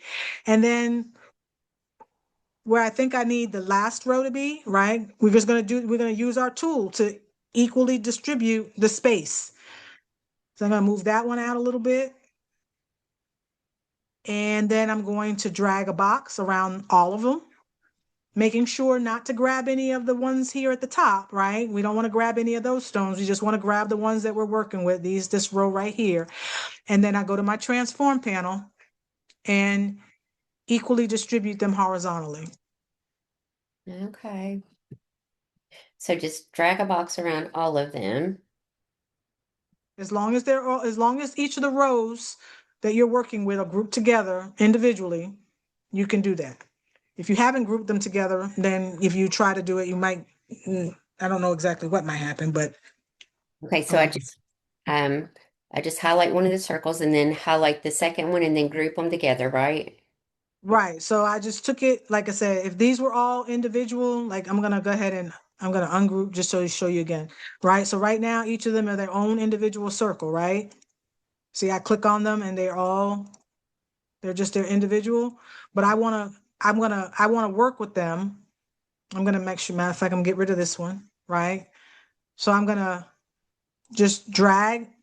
I'm coming from the bottom. It's just easier for me to do it this way. I come from the bottom and I just drag in a straight line and I'm gonna grab those three and then I'm gonna right click and group them together. Okay. Okay, and then I'm gonna do that with each of those rows, those three stones. I'm just gonna drag from the bottom, making sure to only grab the three in the row and group them together. Okay. Okay, Highlight them. If you highlight them, just two of them at a time, you can group them together that way too, though, right? If you click on one circle and click on another and then hit group, you can do it that way as well. you can. Okay. I'm And asking as long as I couldn't draw my line right and I kept on grabbing too many, so yeah, and it's that'll easier for happen me to do sometimes. that. So Yeah, that comes with the precision when you're doing that just comes with practice, right? When you've practiced a lot and you're working in the software, you kind of figure out how to position your cursor and how to drag to get exactly what it is that you're trying to. It doesn't always work. It works better when you have enough space. Like it would be harder for me to do that over here, maybe, where I don't have enough space, but because there was sufficient space down and around this particular area for me to move my cursor, I could make that work. Okay.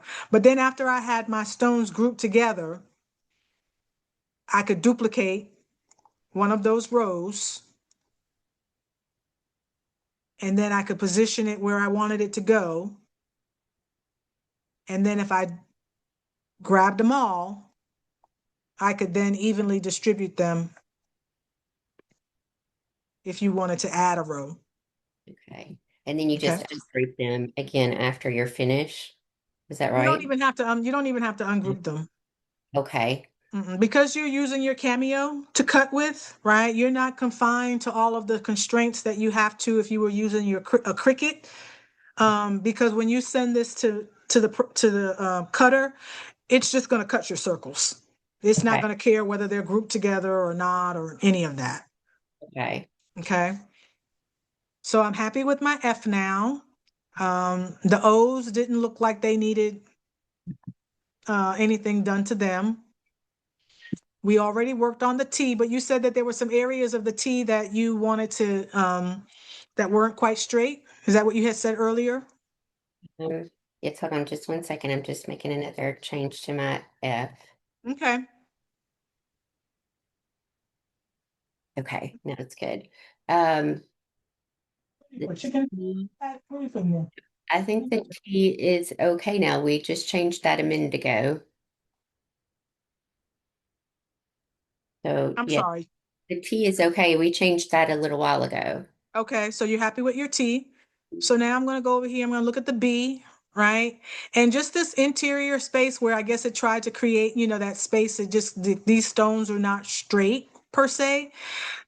Do they have to be? It's probably not. Like it was trying to create like that circle, kind of thing. You could come in here and change it if you wanted to, but I probably am not going to mess with it. It's not that noticeable. And the B, I don't know, like this part of the B, I feel like what I do think I would want is I think this B like needs to come in a little more, like be indented further in to give it that kind of curved like shape, right? So if I wanted to do that, what I could try is removing removing a stone, right, in the rows, whether you have 2 rows or 3 rows. But I'm going to remove those two right there. And then I'm going to click on these, Beat them over. and I'm going to bring them in a little bit,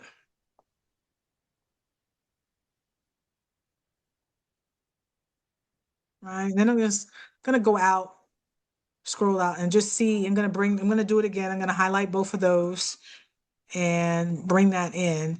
And so now it looks like to me like my B looks more like it's giving that curved kind of shape to it, right? On the end. And I'm gonna see what happens if we then try equally spacing. What happens, right? It may not do it because of this, but let's see what happens. So if I take my cursor, right, because I've got room over here, I can just try to click and then just drag straight across, grabbing just that row of stones. Okay. If you can't do it, I then got you did it? Okay. So let's see what happens if we equally distribute that, right? So when we equally distribute that, what happens is it throws this line off, it. Mm, right? But we might be able to fix that. So I'm going to go ahead and do the same thing at the bottom. I'm going to go ahead and equally distribute that bottom one. So I'm going to take my mouse and just drag a straight line across, grabbing those stones and equally distribute them, right? And then what's going to happen is I'm going to scroll out so I can kind of visually look at it. Okay. And then what needs to probably happen is this row, if I like that, like might have to look at it and go, do I like that? Um, I think what I would do is, mm,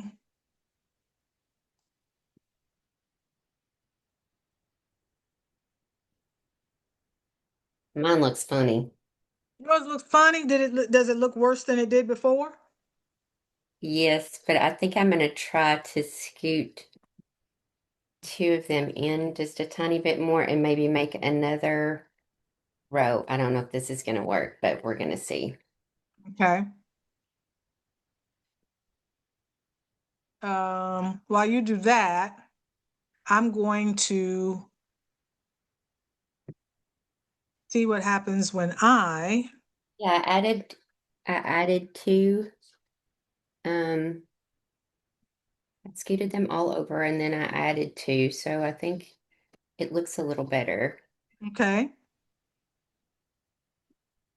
And this is your shirt, so as long as it's visually appealing to you, that's all that matters, right? So I'm gonna just see what happens if I try to just line. I'm just gonna scoot these over.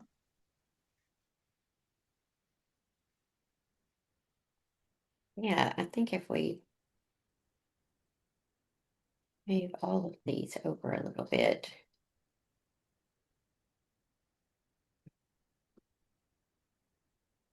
The other thing, oh, I didn't think about what I could have done. I could have done, let me see. Oh, that did not work.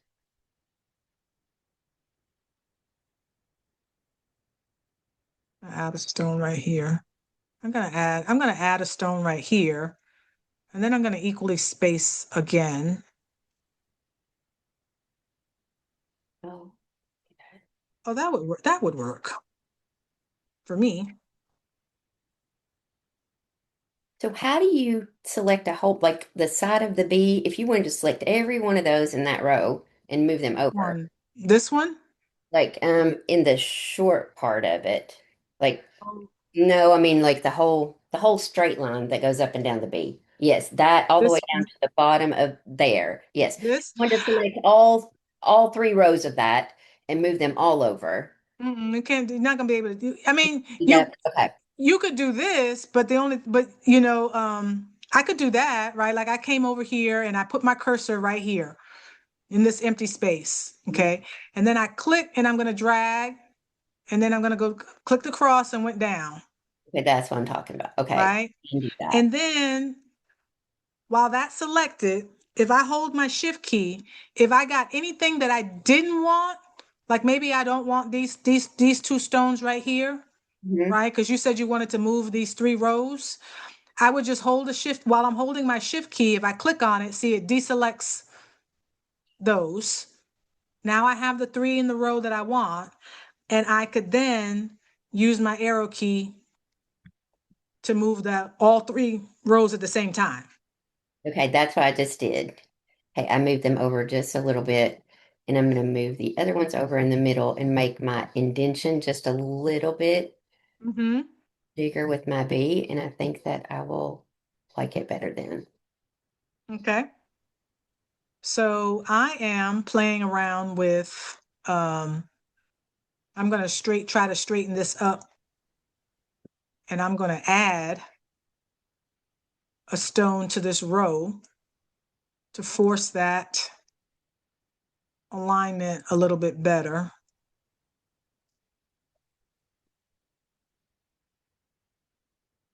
And then now if I wanted to do something with this middle row, like I can't really get in there without selecting something else, right? Because there's just no space for me to kind of get my cursor in there without moving something else. So at that point, I'll just click on what I want and then hold the shift key and then click everything else in the row, right? Because the only thing I want to do is this, and I just want to straighten this one out. So I'm going to go ahead and center everything and then just equally spaced, make sure it's all equally spaced. Yep. Um, but let me see. This now, mm, I think there's a little bit too much space in this row between And now this is just me being anal, Dana. No, it's okay. Okay. So now when I scroll back out, I think my B looks more like a B. Does your B look more like a B now? I'm trying to straighten one of the lines out.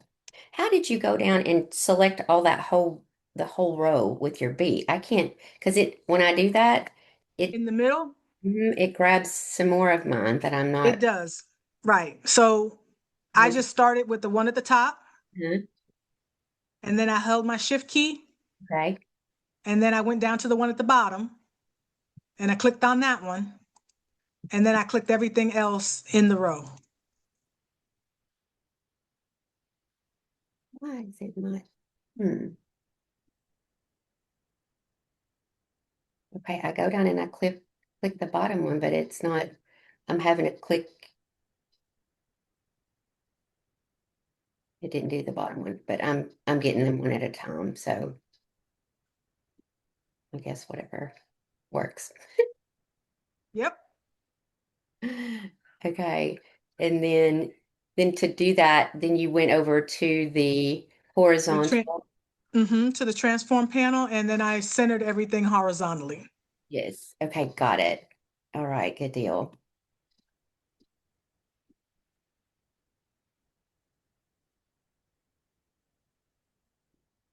I'm doing the same thing with my other row.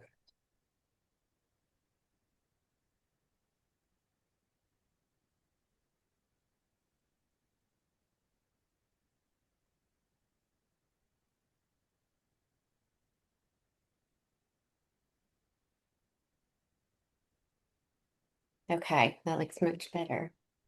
Look better? Yes.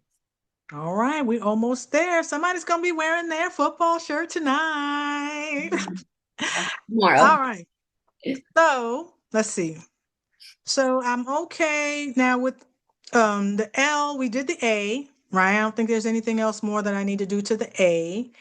And the L's they look pretty good to me. How about your L's? They do. They look good. Okay. So we're done with football. Now we're No, gonna go up here and we're gonna tackle Eagleville. Okay. So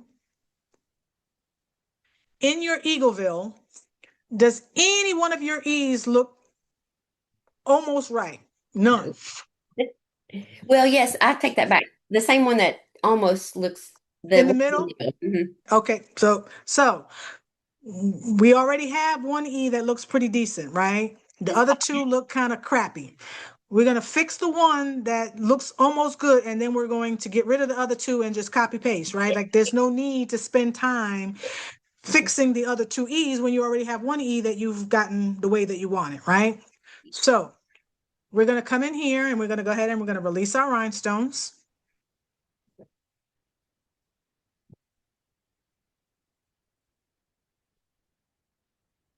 Okay, so I got my rhinestones all released.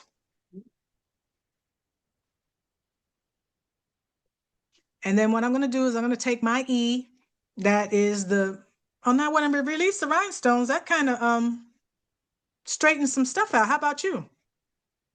no, No? not. Hey, I mean, but you maybe see a what little bit, but I still need my row still needs to be it's straight. still really right, but look how it looked. It was worse before. Oh, This yes. is right. It was worse before, but now this is better. But like you said, we just need to kind of straighten out we just need to straighten out the rows, right? That's easy. Yeah. So what we're gonna do is I'm gonna come over here and I'm gonna start with the E on the end. Okay. And I'm just going to select, let me zoom in. I think I'm still going to do my one in the middle because it looks a little better than the other two. Okay. Well, I'm going to start with this one over here, Okay. right? And I'm just going to click this one here at the top. I'm going to hold my shift key. I'm going to click the one at the bottom, right? And then I'm just going to click all the ones in the row. I think that E is supposed to have a little, is that E supposed to have a little tail on it? It's probably the way that the font was, right? That it should, but I don't necessarily have to keep it that way. I That mean, was that's true. I could, let's see what happens. If I go ahead and align that, You Hmm. know, uh-oh, wait a minute, I don't want to do that. It's not letting me do my rhinestones. Oh, I don't want to do that either. So I might, No, it it's, is.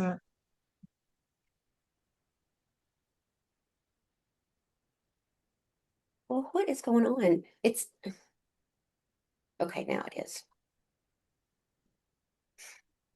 It's not letting me click on some of the rhinestones. hmm, It's only letting me click. This is really weird. um, sometimes it's where you click. Um, so I'm going to go back and like if I click, so I clicked on the first one. What I usually try to tend to do is I put my mouse. So you see when I move my mouse, see right I, now it looks like a cursor, right? mhm, Like an arrow. As I move it closer, I get my pointed finger. When that pointed finger gets to where I want it to be, then I click. okay. Okay. And I Do try to click towards the edge as close to the object that I'm trying to select. okay. So see if that works for you. Yeah, I got it now. It's You good?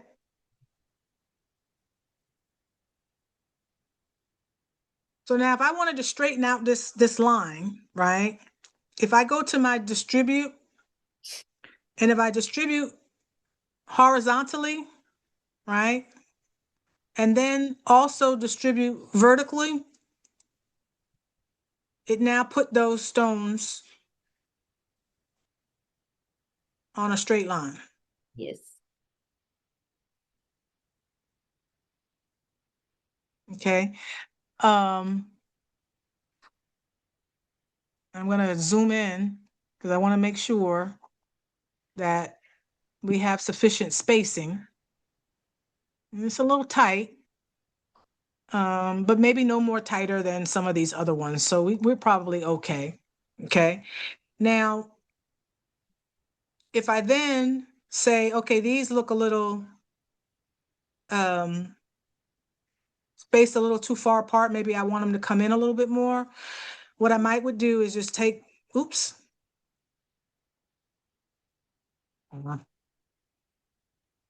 grab this one and then hold my shift key and grab the bottom one so that when Okay. I arrow over, they both move together, Mhm. right? And I'm just trying to close up the space a little bit. Yes.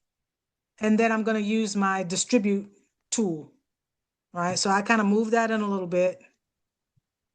And then I'm going to deselect and I'm going Mm, to work with that row. So I'm going to click, holding my shift key, click all of those in the row, and I'm going to distribute them horizontally and vertically. Okay.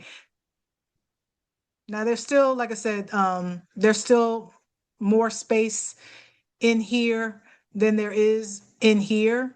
And that's just because there are more stone, like, we have more stones in this line. mm. But I don't know that I don't want to increase the E, the upper line, as long as this one, or, I mean, what I might would do, I take this one out, make that E shorter, Yeah, that's what I was thinking about doing right? too. And just make it look more like an E. So I'm going to do the same thing down here at the bottom.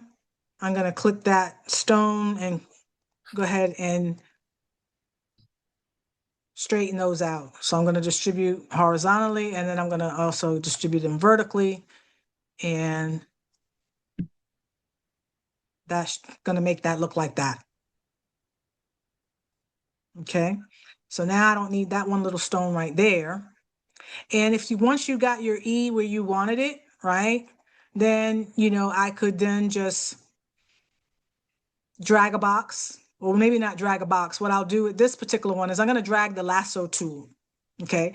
And the lasso tool is this over here on the left-hand side of your screen in the icon underneath your cursor or your Mhm. arrow, right? That looks like a little lasso. You click on it, okay? And then what you do is you want to draw around that E. So I'm going to just click and I'm going to draw, making sure that I get, and I don't get all of the stones in the E, and make sure you don't release the mouse. Okay, and you want to complete the circle. And when you do that, it'll grab everything that you put in the lasso. Got it? Got it? So now I'm going to right click and I'm going to group that together. Oh, no. Oh, go back. Undo. Undo is your friend. Okay. Okay, so I grouped it all together. And now that I have it grouped together, I can then duplicate it twice because I got two E's. Okay, and then I can go and move it to where I want it to go. So I'm gonna put that one over there on the end and use a little rotate But we and need, rotate that one. And sometimes it helps if you give it a color, should right? we, Like give it a color. should Doesn't we, matter what color. Go should we ahead. put the letters together so we can move the E's out of the way? I just want, no, No. Okay. I'm gonna do it like this so that I can just kind of first get that E to line up where I want it to go. Like I want to get it on the same, Oh, I see what you're saying. see what I'm doing, right?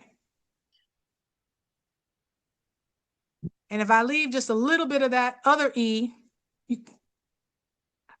Got you. I can grab it. Uh-oh, wait a minute, I grabbed the wrong thing. Well, first of all, you don't want to do that because we released all of No, the that's why I like to do. rhinestones. Right, Yes. you're right. We released all of the rhinestones, so they're all individual.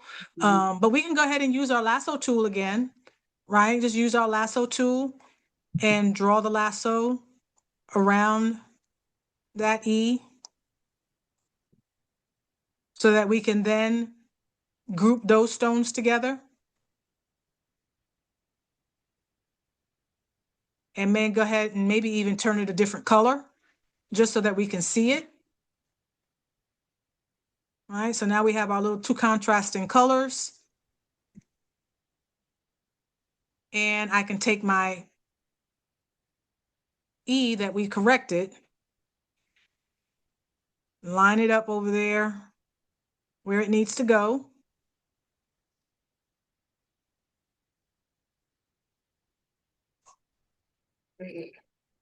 Get yours lined up. Oh, my little lasso is not wanting to cooperate with me. Ah, I'm still trying to draw it around the other E. It keeps on going away for some reason. I don't know why. mm. Okay, let me just. Is there not an easier way to get rid of that E? I'm not a good drawer. You can just delete all the circles. Oh, I could just do that. Okay, I'm done with that. It's not, for some reason, it is not wanting to cooperate with me. Oh, Oh, you know why? Hold on. I happened. think I know why. Let me see.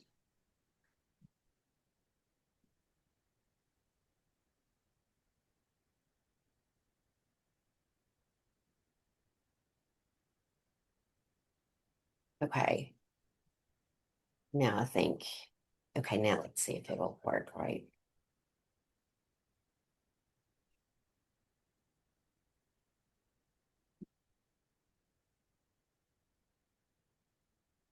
Okay, I have my lasso around. Yay. Mhm. Wait. Okay. Now we're gonna put, oh, it keeps on going away. It could be because, like I said, you didn't complete the circle. Like if you the lasso tool is one you got to complete the circle without making sure you don't lift your mouse or your cursor off of the screen. So when and before it will group everything in the lasso. It closed it up, but I It don't, did close it up. yeah, but I don't know. I'm just gonna highlight the circles. Try again in a minute.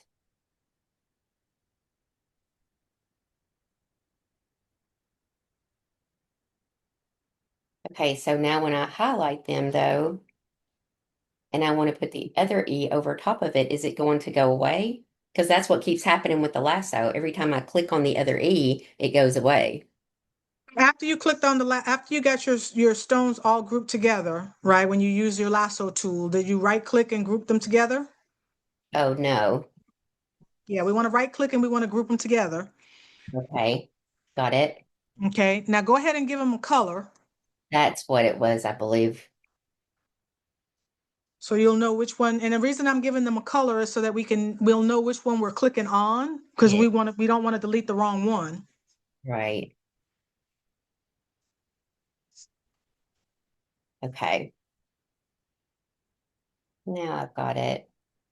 Okay, so you group them together and then you gave it a color. And then we're going to take the E that we worked on, the one that we've corrected, and we're going to go ahead and just line it up over the one I got it. that we're going to get rid of. And it's just to help us with our alignment, making sure that our E is in the right spot, I got it.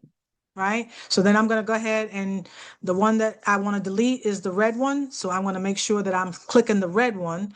And you know that you're clicking the red one because if you look over here at the top of your screen on the left, Mhm. right underneath your little home, right? You see the boxes, the color turn red. So that lets me know that I have the red selected. If I select the yellow, see it turn yellow. So this Different. helps you to know which one you're clicked on if you just double check and look there in that box to see which one you're actually have selected. Okay. Mhm. So I want to make sure I've got my red one selected. So I'm going to go back and click the red and now I can go ahead and click delete. Yes. All right. Um, so I'm going to do the same thing with my other E. Okay. So here's the one that, this was my second one that I duplicated. I want to go ahead and give it a color. And I'll just go ahead and give it the same yellow color. Mhm. And I'm going to do the same thing. I'm going to take my lasso tool and I'm going to try to draw my circle or just take that tool and get all of those selected. Okay, they all got selected. I don't see anything else that got picked up. I'm going to group them together. Okay, and then I'm just going to give it a color, which was the red. And then I'm going to take my E and line it up, get it positioned where it needs to go.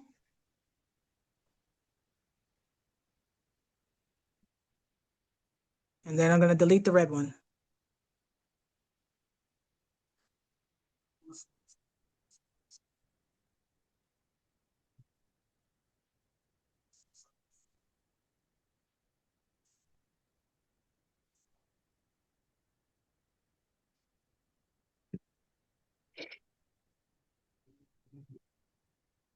Got it.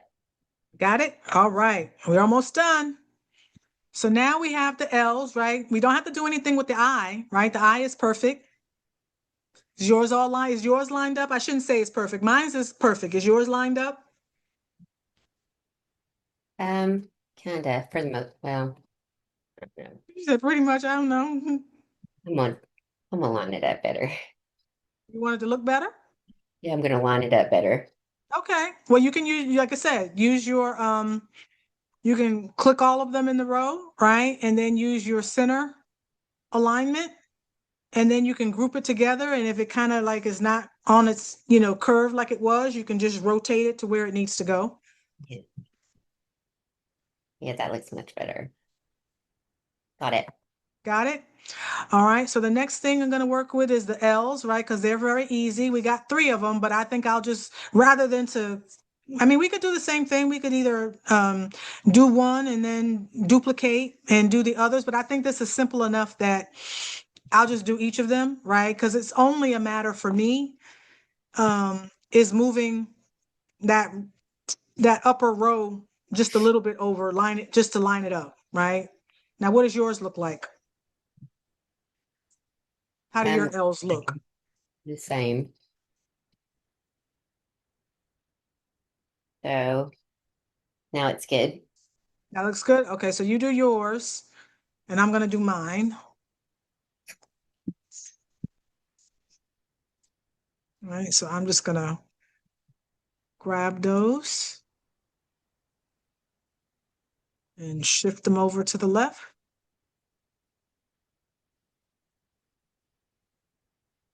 Yeah, and do the same thing.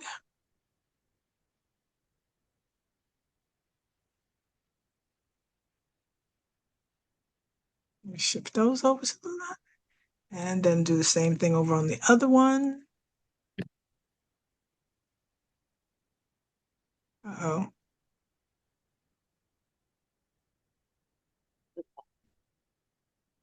Shut this over to the left. All right. So next up is we can do the V. Wait, hold on, I'm not done with my L's yet. Oh, you're not done? Okay. I'll wait till you catch up. Doing them.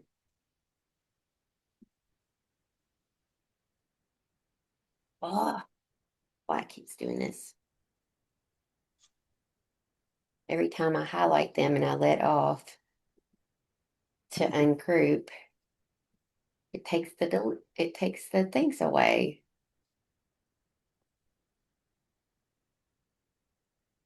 What did it take away? And now I got it. Okay, let me move this L over here. You're fast. They're not that fast yet. I'm still on my second L. Okay.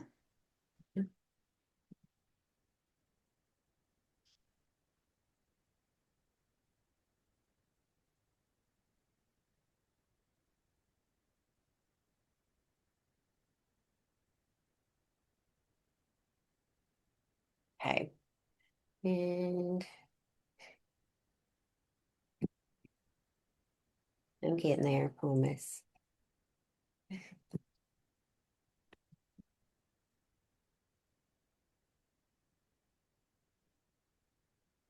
Not much longer. I have to push so hard on my keys for some reason to get them to select it. I don't know why.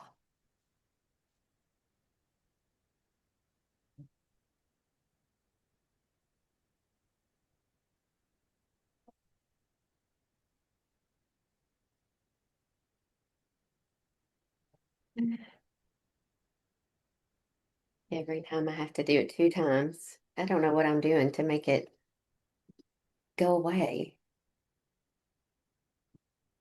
What's it doing? Whenever I highlight the little circles and then I let off of the thing to hit Mm-hmm. group, then it goes away. So I think that Oh, I don't need to let off of it. I think that's what I don't need to do. okay. So anyway, but And I've got it. and L's and it hopefully well the other thing is the L's are simpler. Like you could just hold the shift key, click on one, hold your shift key, and grab the Yeah, 5 or 6 in the row and I've got it now. okay. All done. All done. All right. So then the next one let's go work on this V. Now, does your V look like my V where it's just kind of It is, yeah. right? So what I'm gonna do to make it look more like a VV, a VV, look Maybe. more like with a single kind of point down here at the bottom, Mhm. right? I'm just gonna move that one stone out of the way. And then like I'm not gonna use this stone right here. And I'm gonna make sure that hopefully that stays on that line. And then I'm going to like move it to the center, right? The center of those two. And then I'm going to use the alignment tools and I'm going to align it horizontally and vertically on both of the lines, right? And then hopefully that I can get that one little stone right there in the middle will be where I want it to be. So let's just see what happens. I'm going to click this bottom one and then click everything in the row. I'm going to maybe move it up just a little bit. Up like that. So I'm going to click the bottom one and then click the top one and then all of them in the row. And then use the transform panel and distribute horizontally. And then I'm going to click vertical just to make sure that I get my spacing the same. Okay, so that straightened out that edge, that Oh, line. no. Happened to mine. What happened to yours? That did not work. It did not work. Mm-mm. No, I clicked on the distribute horizontally. And then distribute vertically. What happened? Did you do both? It made it all crazy. All crazy. Maybe there was something that wasn't selected. Sometimes if you don't select everything, um, it can Yep, do that. So just go back and do undo. I did. And I'll try that again. Try it again. Yes. Okay. Now when I clicked on the top one and then I clicked on the bottom one, Mhm. they're not all selected for some reason. Right, because you still have to select the ones in between. We've only selected just the top and the bottom. And the reason I do the bottom, like I go from the top and then Mhm. do the one at the bottom is because if you I'll show you what happens. If I select the one at the top, Mhm. right? And I'm going to zoom in a little bit. If I select the one at the top and then I hold my shift key and then select the one below it, you see it gets a little bit harder to see where to put my cursor to select, right? Yes. So, but if I go down from the bottom, see, then I got visual You still and I have to can select see, it. Okay. right, but I still have to select everything in the, Okay. So I've got them all selected. and now we're going to go to distribute and we're going to do horizontal and then vertical. That worked. Okay. So now that we have that row straight, let's go ahead and do the opposite. And we're still going to click the one at the bottom. Okay. And I'll click the one at the top and then click everything in between and do the same thing. Distribute horizontally and vertically. And now it did push that one line in a little bit, but I'm just going to arrow it over to give it some space. Okay. And then once I did that, I might just need to move my bottom stone and just kind of get it back to the center. And then when I scroll back out, that looks more like I like that V better than the V that we had. Yes. Okay. So we don't need that stone. So I'm going to go ahead and delete it. So we got two letters left, two letters left.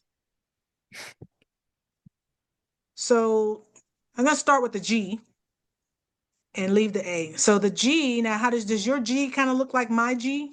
Yes. It does. Okay, so what I'm gonna do is I'm gonna get rid of this stone. Right? I'm just gonna move that one out of the way and move this one.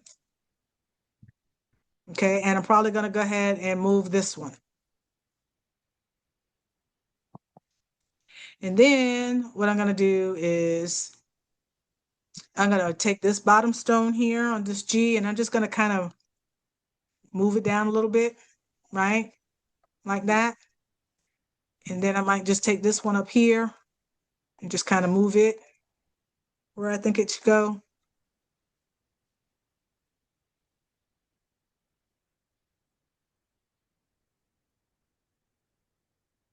I might try to curve and just might arch these out a little bit, right? They were in that linear fill pattern, which made them a little straight, but we've got room. We can kind of arch them out a little bit to make it look more curved like a G. Shift that one over just a little. Bring that one in and maybe bring that one back. Okay, so now I got my little arch there in my G. Bring that one down and let me zoom in so I can see. And I'm just going to manually move these where I want them to go. Just giving a little space. Okay, so I kind of created that curve right in there. And then I'm just going to position these and just maybe bring these down just a little bit. And then bring this one in. And then I might bring this one up a little bit. And then I'm just going to bring this down, try to make that just look like a G. And scroll out.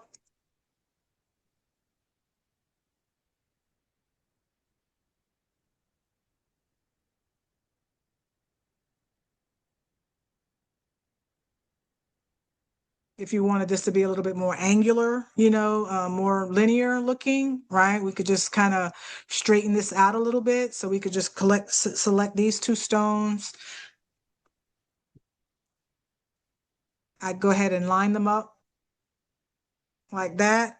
And then I probably would just kind of rotate it a little bit, get it more straight. So I just all I did was just click on it, clicked on those two stones, lined them up centered, right? And then just rotated them a little bit. They might even need to, let's see if I did that. Maybe they need to come in a little bit like that. And then take these two stones. I'm just going to grab, I'm going to grab those two and maybe just bring them like that. Now, I feel like there needs to be a little bit, like it needs to be up a little higher. What do you think? Mm-hmm. I feel like it's not really proportioned, right? It's just a little bit too low. So I'll just go in and I'll highlight these three stones right here.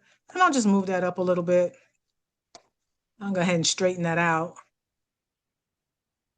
Uh-oh, I'll do that. Gosh, I'm scared if I move them all, it's going to be all wonky now. Uh, You know what? If can, we can group the whole thing together and then just move it like that, right? um, well, But you mean all of the circles? yeah, we just group the G back together and then we can move it all at once, right? You could, but I was trying to um give it that more angular or circular shape Right. to the G other than because when I moved those other stones out of the way, it kind of um that's what I was trying to do with mine anyway. Um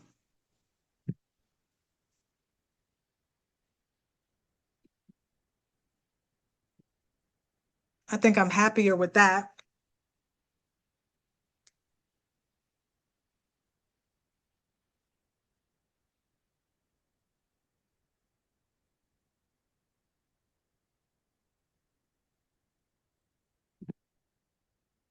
Yeah, I think I'm happy with that. How's yours coming out? What's yours looking like? My G, it looks good. I just feel like my letters are not right now. Well, go back and do undo. No, I mean like all of them. Like I don't know. Like they lost their curvedness. Kinda, yeah. Um, I think part of it is because the G is too curved at the bottom, maybe. Mm-hmm. Um, Well, one of the other things that we can do is once we get all of the letters, at least looking like the letters we want them to look like, right? We can always come back and do that trick that we were going to be doing before and draw out an oval shape, right? And then make sure all the letters are all of the stones for each of the letters are grouped together so that when we move them, they all move, all the stones move together. And then just kind of find that curve again. okay. Okay. So, don't stress over that. We can come back and look at that. Okay. I'm just So do trying to, you at least have your G now where you want it to be? no, I'm trying to fix it where it's a little bit flatter on the bottom so it's not Okay. that curve like, yeah. Okay. All So, right. Well, let me know when you're happy. okay.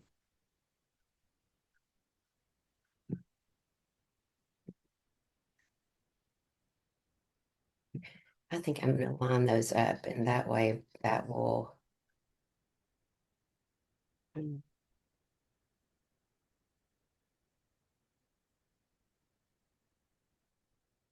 okay. Happy? Okay. So the last letter we have left to do is the A, right? We are almost done with this design, Dana. So for me, and looking at the A, I probably would do something very similar like we did with the V, right? I would go in here and probably, let's see. Um, let's see if I keep, I'm gonna move these out of the way for a minute. And I'm gonna go ahead and straighten up this line. Okay. So I'm gonna click and grab, go ahead and select all of the stones in the row. And then I'm going to do my distribute again, and I'm going to distribute horizontally and vertically. And sometimes, like I said, when you have one stone that's kind of like way out to the edge like that, it doesn't always do it.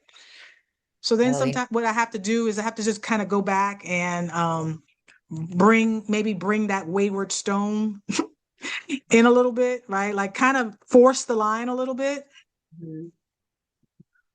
and then try it again. Okay.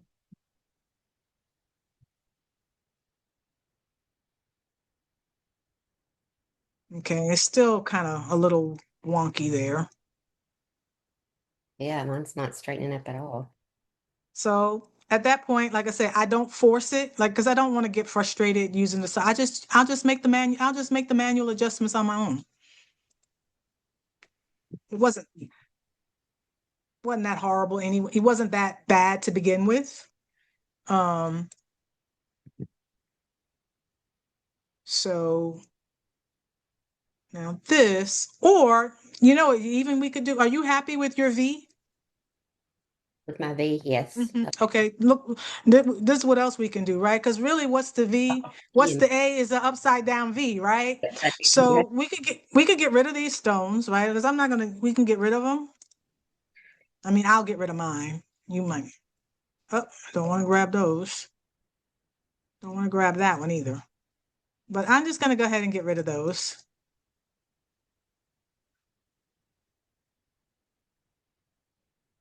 I'm gonna grab my V, and we may not have grouped it together, but we can go ahead and group it together now. And grab my lasso tool and try drawing. Right? Got all of those selected, and then right click and group them together. And then I can go ahead and duplicate this V and bring it on over here to this A space and rotate it.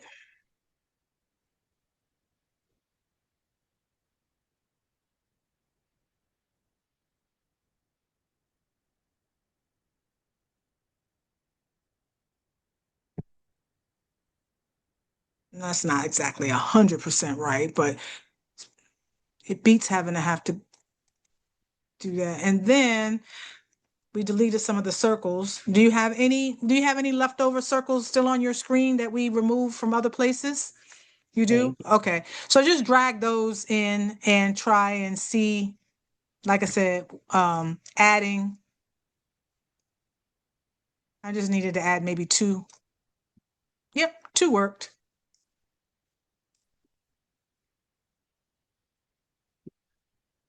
Just kind of line that up. And then I'll zoom back. And there's our A. Let me see.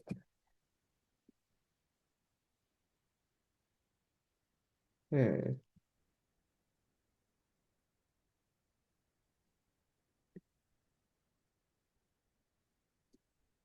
Mm, gee. Side of my A looks, yours is too. It's more slanted than the other side because of It the, because yeah, it is. But nobody's not gonna know, but nobody's gonna notice that. I promise you. way but me. The other thing was we also had some, we've got, I mean, I've got this one over here, right? That I might could, um, but I don't know that you saved any of your extra ones that when we were playing around trying to figure out, which which Mhm. version we were going to use if you saved any of those. But like I said, it's not 100% perfect, but it's not that off that anybody's going to notice it either. Okay. I promise you. Um, so Oh no, one of my little circles of my G is gone. uh-oh.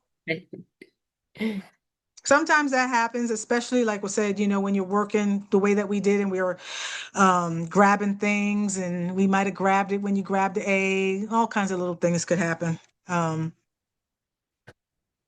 mm,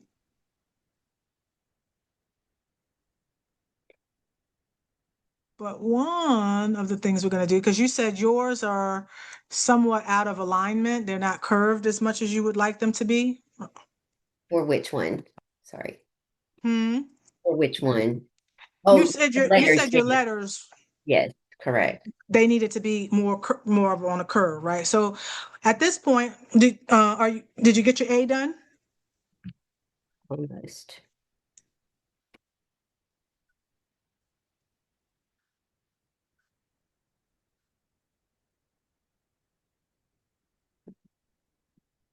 Okay. Let's see.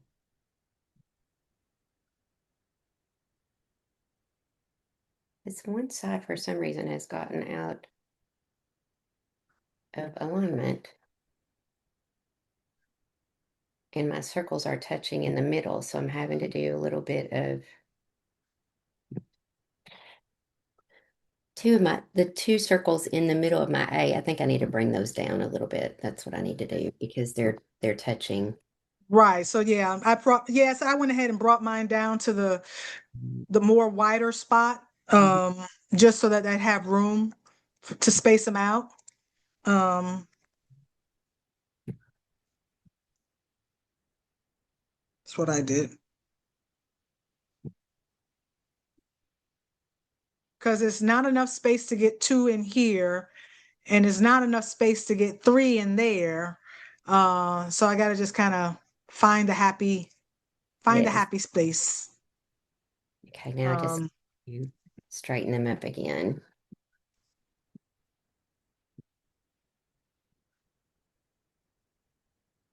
Okay.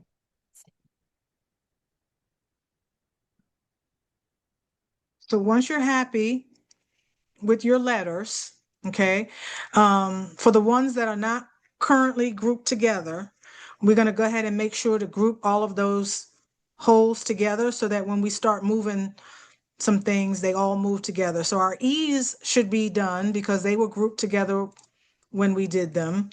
My V is done. My I isn't because I didn't do anything with my I. So I'm going to go ahead and select my I and go ahead and group it together.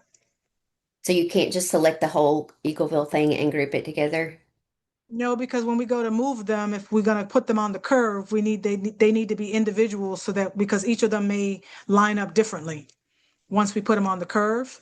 Okay, so my E is grouped together, my A is not grouped together, so I need to highlight that and group that one together. Yes, Right? that's what I'm going to do because mine is not grouped together. Well, mine's is grouped together now, but the two stones in the middle that I added are not grouped. So I'm going to make sure to add those and group those together. It keeps grabbing my A when I'm doing my G. I don't,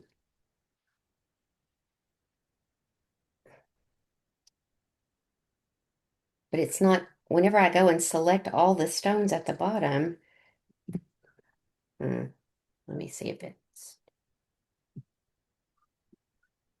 nope.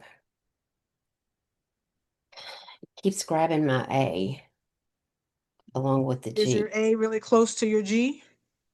Well, I mean, no closer than the rest of the letters are really. Mm-hmm. Well, try doing it where you click on each one of the circles individually while holding your shift key.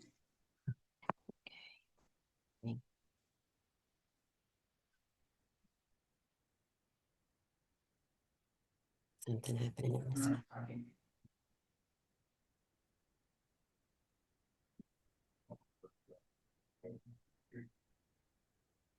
Okay, let's try this. Hold on, see what's going on. You got to move. Is it still there? Oh man, that's crazy. Oh, It,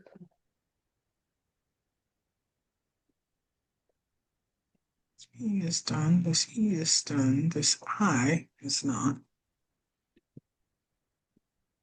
So like I know with my eye, I'm not going to be able to drag a box. So I just select them all individually and then just right click and group them together. And then with this L, yeah. This, I can do that. hey, now. And then just try to do this other L, drag a box, and the two stones that I didn't get, I'll grab those. Okay, so I think I've got mine all grouped together. I'll wait for you to get all of yours grouped together.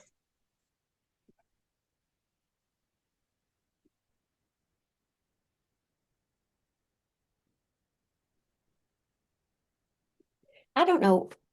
Whenever I click on the stones and select them all, for some reason, whenever I right click, they all go, it goes away. I guess I have to keep the shift key When you held. keep it, I think that's what maybe that's what I need to do. Just keep the shift key because that's what I do whenever it works right. So, okay, they're all grouped together. okay, so you got them all grouped together now? All right. So, what I would do, like I said, is again to take your shape tool over here, your drawing tools, and then draw out your oval or,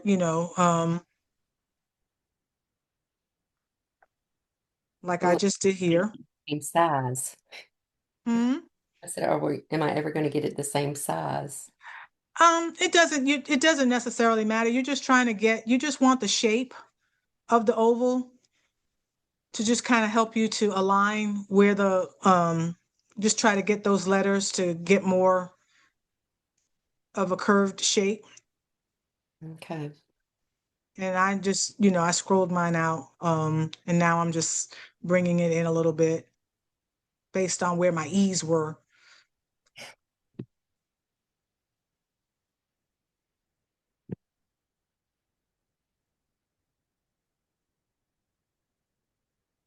And then you can use that and use the rotate tool. Once you click on your letter, you can just kind of rotate it a little bit and just bring it down to the line, right? So that the bottom edge, oops, of the letter is touching that line of the oval.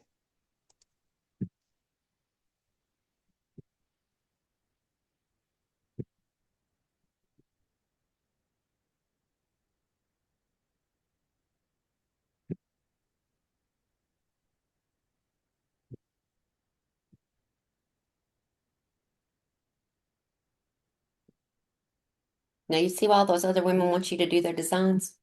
Mm. Oh, I've goodness. got a and I've got a ton I've got to work on. Oh. Um, okay, but so here's so you can see how again, I use mine oval Mm-hmm. and just kind of like I said, just made it such that the bottom part of my letter was pretty much touching the top part of that oval Hmm. and rotating it a little just to if I needed to. You know what? My G does not look Yeah, that G is gonna be a little good with um with the other letters. Oh shoot.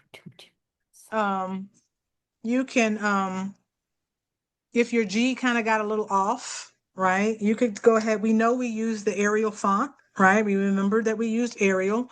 You could just come out and type out a G, right? So I typed out a G Mhm. and then size that G to try to get it, about the size of what you currently have now. Right? See? Let me give it a color. Go ahead and turn it a color for a minute and give it red, right? And then rotate it to where it needs to be. Okay, so let's see that font. We just had Arial, yeah. G. But before I did that, if your G is all grouped together, right? Go ahead and give it a color. I'm going to just make mine green. And this is Okay. just going to help you to be able to um, make sure that you're selecting the right the right thing. So I'm going to use this G, and I'm going to use this G as a guide. Mhm. Like, so I'm going to kind of get it Yes. sized the same, right? And then I'm going to send it to the back, right? So I'm going to click on it, and I know the red is selected because we see it over here underneath the home. And I'm going to right click and say send to back. Okay, hold on just a second. Let me get my G the same size because it's not right now. Okay. Mm, it's just not going to be the same size because it's all okay. And you're just going to send it to the back. Mhm. So now when you send it to the back, right, now you can see your stones on top, Mhm. right? And you can now use that as a template to help you get your G shaped the way you want it. Okay, so you can go ahead and you can ungroup those stones, right? So if I ungroup them, now you can manually move them where you want them to go. Okay. Okay, and even I can look at it and see like this one over here could be moved over a little bit more, right? To kind of help bring out that. Even when I thought it looked good, I can look at it now and see where I can make some changes. So I'm just going to use this, and I'm going to use my arrow key to shift those stones where I want them to go. And the easiest alignment is going to be choose whether you want them to align on the end or you want them to line on the inside, right? Because that will help you figure out um, where you should place that stone. So I'm going to use my G here, the red G, and I'm going to use this outer edge to be the place where I line up that stone. So I'm just going to shift those so that the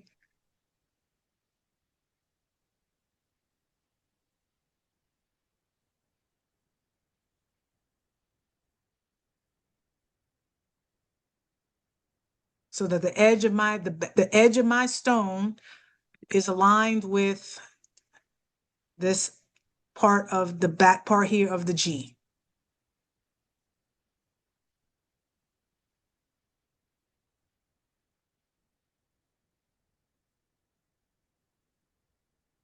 Okay.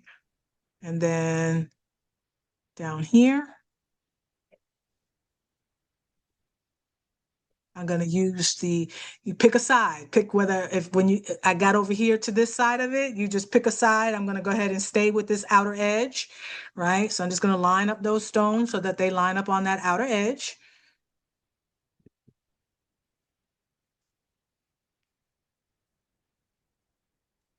And then for this part of the G, I'm going to use this upper part to be my guide.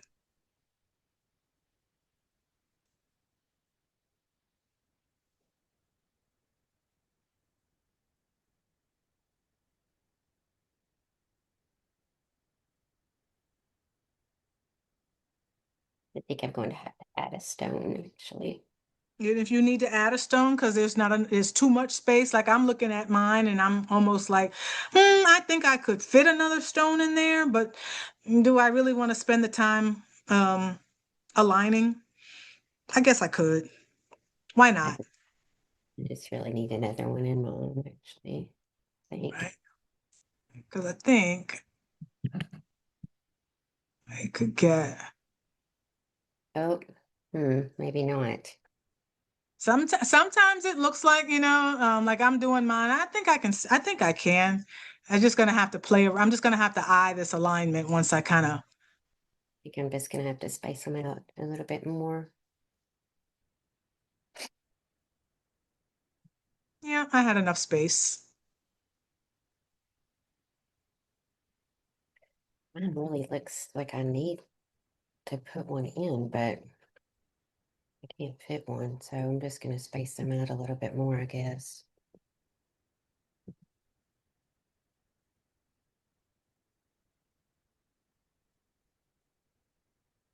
Okay, I think I'm happy with that.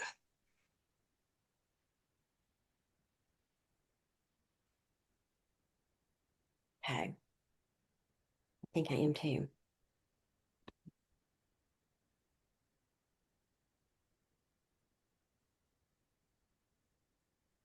And to be honest, Dana, right? Like, say for instance, you like, I'm the A. You're like, you weren't like 100% certain about that A.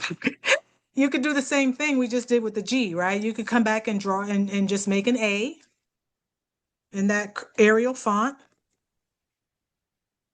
And then I'm gonna give this a color, right? I made those green. And then I'm gonna size out my A.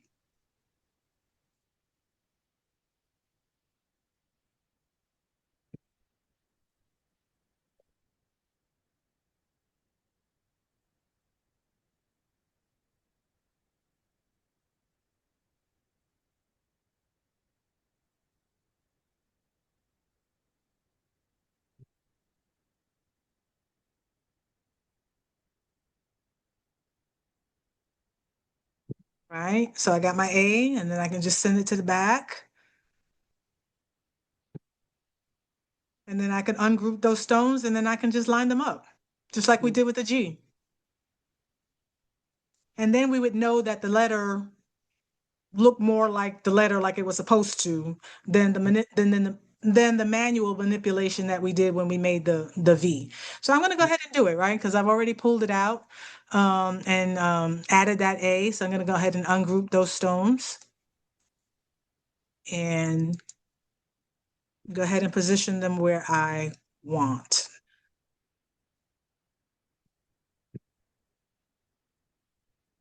Oh, I thought I ungrouped them, but I didn't. Oh, wait. Hmm.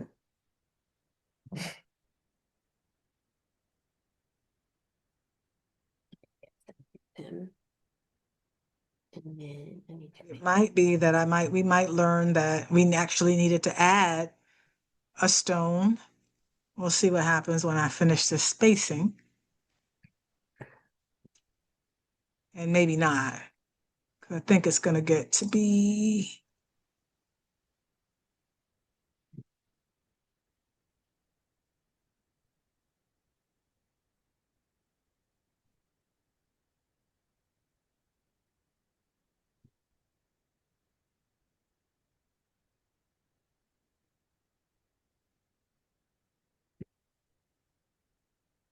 Hmm. Let me see what happens if I add a stone in here. And then I'm not going to click this top one, but I'm going to click these in this row right here, right? And then I'm going to do my horizontal and vertical alignment. And I forgot to click a stone. Yep, I sure did right here.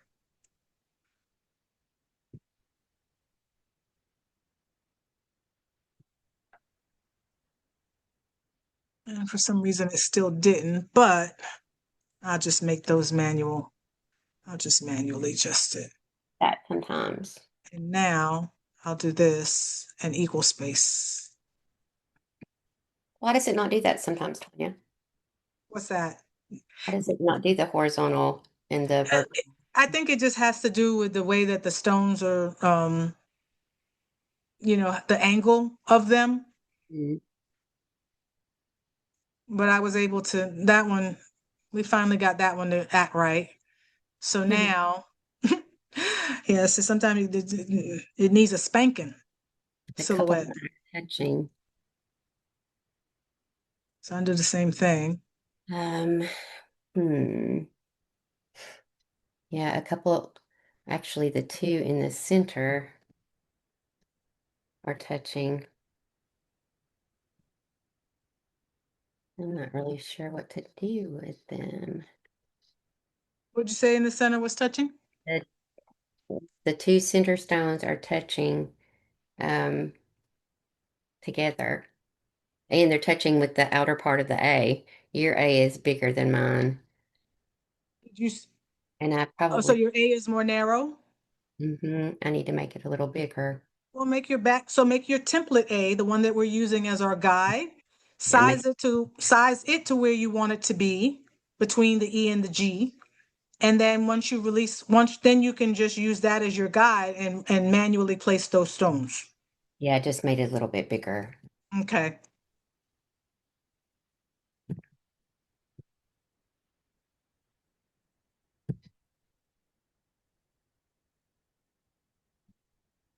I'm learning all kinds of stuff today.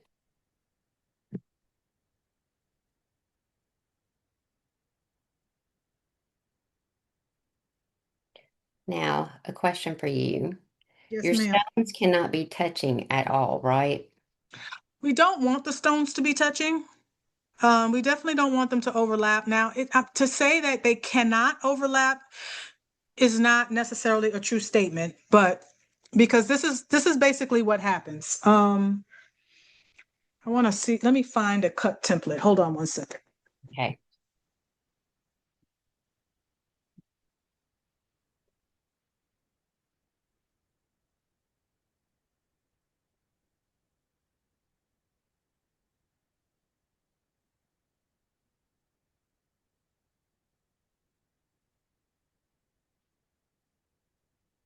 Okay, so see, I have a template here that's been cut, right? Now, right now, none of my stones they're not overlapping or anything like that. But what happens is when you stone, right? See how you're going to have a stone that's going to go here and a stone that's going to go here, right? If these were overlapping, but there was enough space in between, right? The stone is still going to fall here on this outer edge, okay? And this stone is going to fall on its outer edge. Mhm. So even if they were overlapping, as long as there's enough space in between them, they're still going to fall. When you brush them in, they're going to fall to that outer edge. So there might be when you create a design where they may overlap, Uh-huh. but as long as you have enough space, like I'll try to show you, like say for instance, like here's my E. Well, actually, no, I won't do it there. Let me see if I got any extras, some stones. Uh-oh.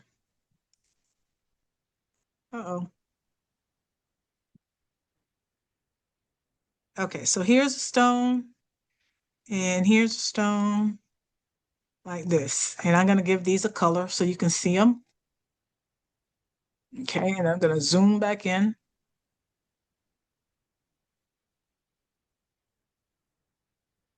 Okay, so here are these two stones, right? Now, under normal circumstances, we might would have them look like this, Okay. right? And I'm going to turn one of these a different color. So we have them, then they would look like this. Mhm. And this would be fine, right? But sometimes for the sake of the design, right, we might have to bring in a stone like this, right? And And that's okay? and this is okay because when that stone falls in, it's gonna fall to the one's gonna fall to the right, one's gonna fall to the left, right? As long as they're not overlapping too much. If they overlap like this, see, there's not gonna be enough room for those two stones to fit. That's what I was So wondering. If they overlap at all, will they fit? So no, just a bit. if the holes overlap just a tiny bit, you're okay. If they overlap like this, you won't be.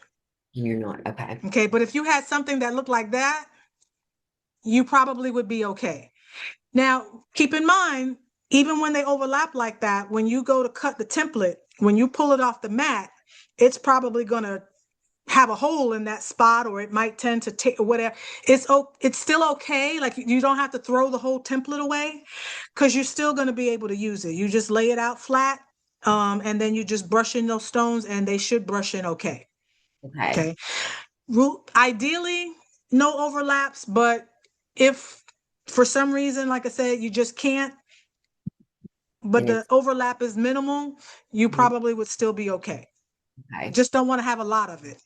Yes. Only because when you go to remove it from the mat, it could tear. And when it starts to tear, and if you're not being careful, you could tear more of the template than you actually would want to. Mm, that makes, Okay. that makes sense. So that's not a horrible thing. It's just, you just have to be mindful of what the overlap is. So So now have you gotten your A and your G to where you want it to be? my A, I'm getting ready to group it back together. Okay. So I'm happy with mine. So I'm going to go ahead and delete my template piece that was behind it. And go ahead and delete my oval because I don't need it anymore.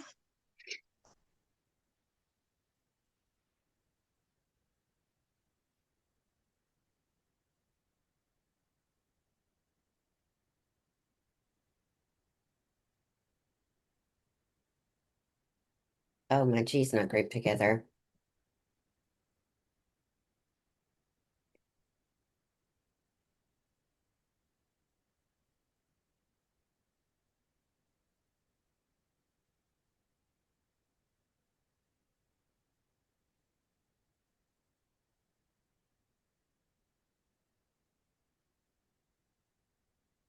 That's what I have to do. I have to keep that shift key down, Okay. that or it won't let me Gotcha.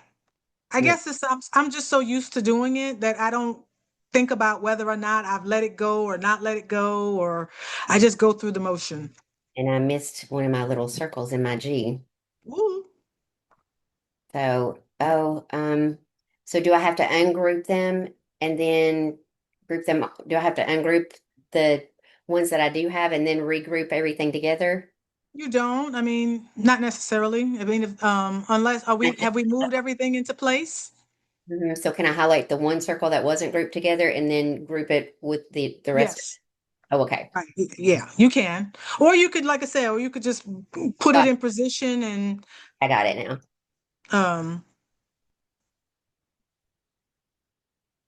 I almost feel like my G is still bigger not right. than I just feel like, you know what? I just sized it down just a little bit. Okay. Right. Yeah, it's okay now. Just need to turn it a little bit and move it over a little bit.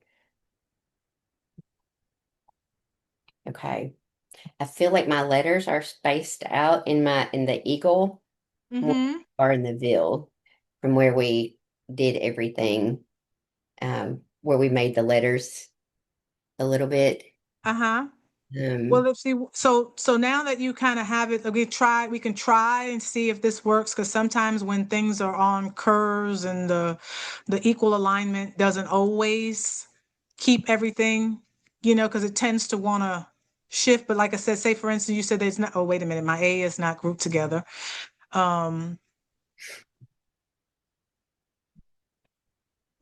this is the one limitation. I'm going to group all of that. I'm going to group my A together, and then I'm going to group my G together. oh, you know what? I need to change my color back to where it's not really a color. Okay, here we go.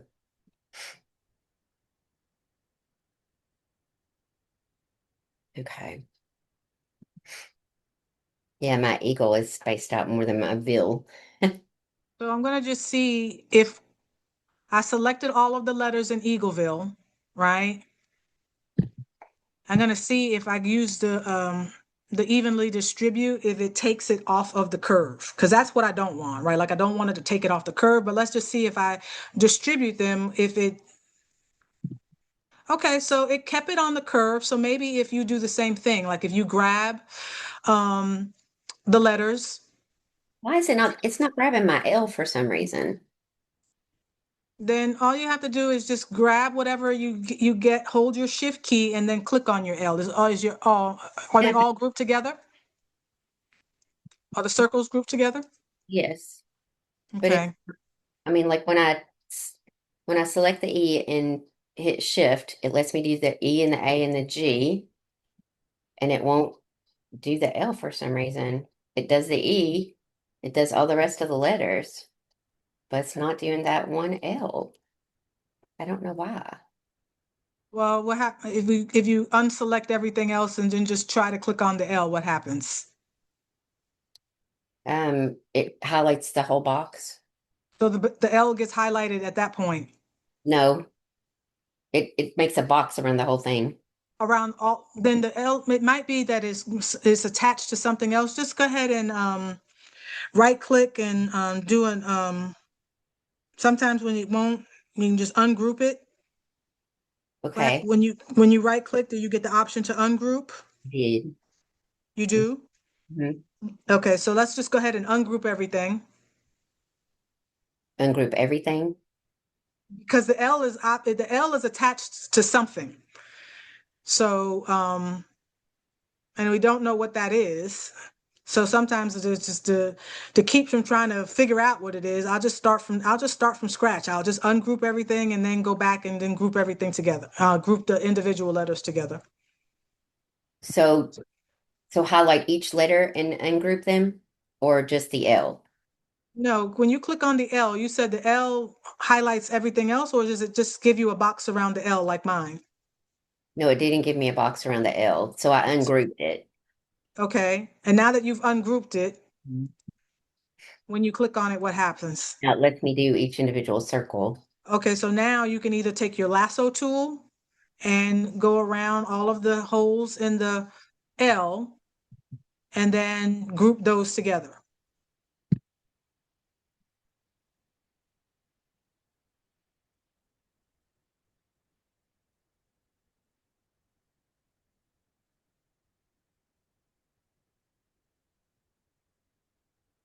My goodness. It keeps on. I don't know what this is doing.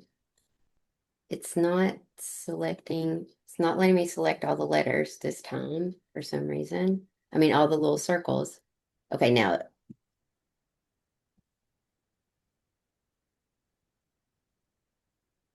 I don't know. There's one circle that it will not let me select. I'm not quite sure why it won't let me select it. It's the very last circle. It's not letting me select that one circle. Well, then go the opposite direction. Start with that circle. Just deselect everything. Start with the one that it wouldn't let you Now I got select it. and see if you got it now. Yes. Okay. So now that you got everything, you can go ahead and right click and group all of those together.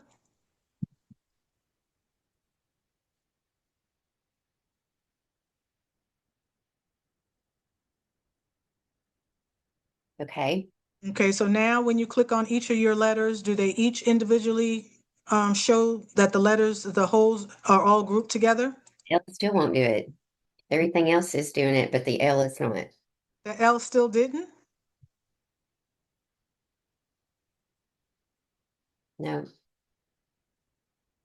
Okay, so the L is still all, When I click on the L, it makes a square around the whole big thing, the circle and the Eagleville.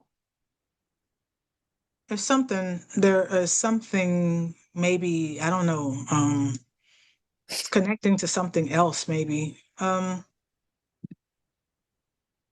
you want me to Okay, delete so the circle try it, maybe or something? huh? You want me to try to, it won't even let me click on the circle now. It's like it's attached to that. Oh, you know what? When I delete the circle, the L goes with it. It's Oh, like you mean attached to the the oval shape that we had done? Okay, so let's go ahead and go back and do undo. And do I undo don't all know the how way far back back it until you, is. huh? I don't know how far back it is. Well, let's just go back undo till you had the oval on the screen. Then it's going to mess up all of my letters. It shouldn't if you just go back to the point just before We've had the oval for a long time. I mean, remember we did the letters, the A and the G, all right, of but that. but I thought we just brought the oval in to line up the to line up our letters. We did, but then we did the A and the G, didn't we? Oh, but I did my A and my G first before I did the oval. Oh, maybe we did. I don't know. Let me see.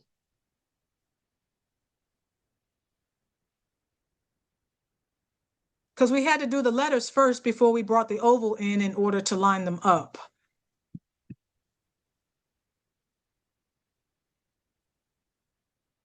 Oh, goodness. And if you had some edits that you made after we did that, then you got to go back and undo those edits. Um,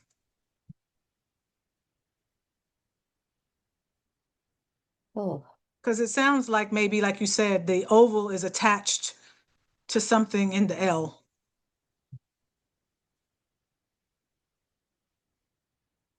it just keeps doing the same thing over and over again.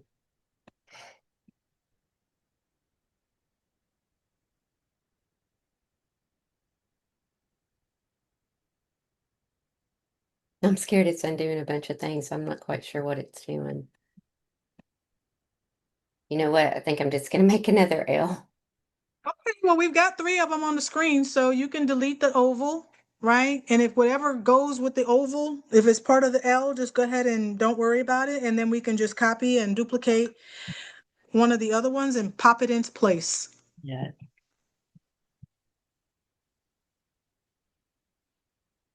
Okay, I'm just going to bring this oval down here so I can make sure I can keep the same size. Okay. I'm going to copy an L and then take it over. That's much easier. Yes. Okay.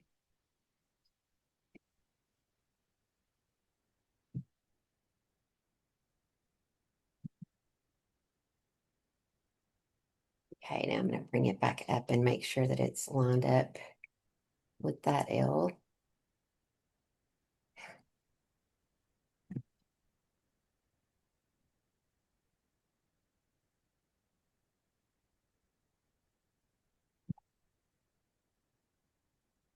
Okay, got it. Got it. Oh, wait.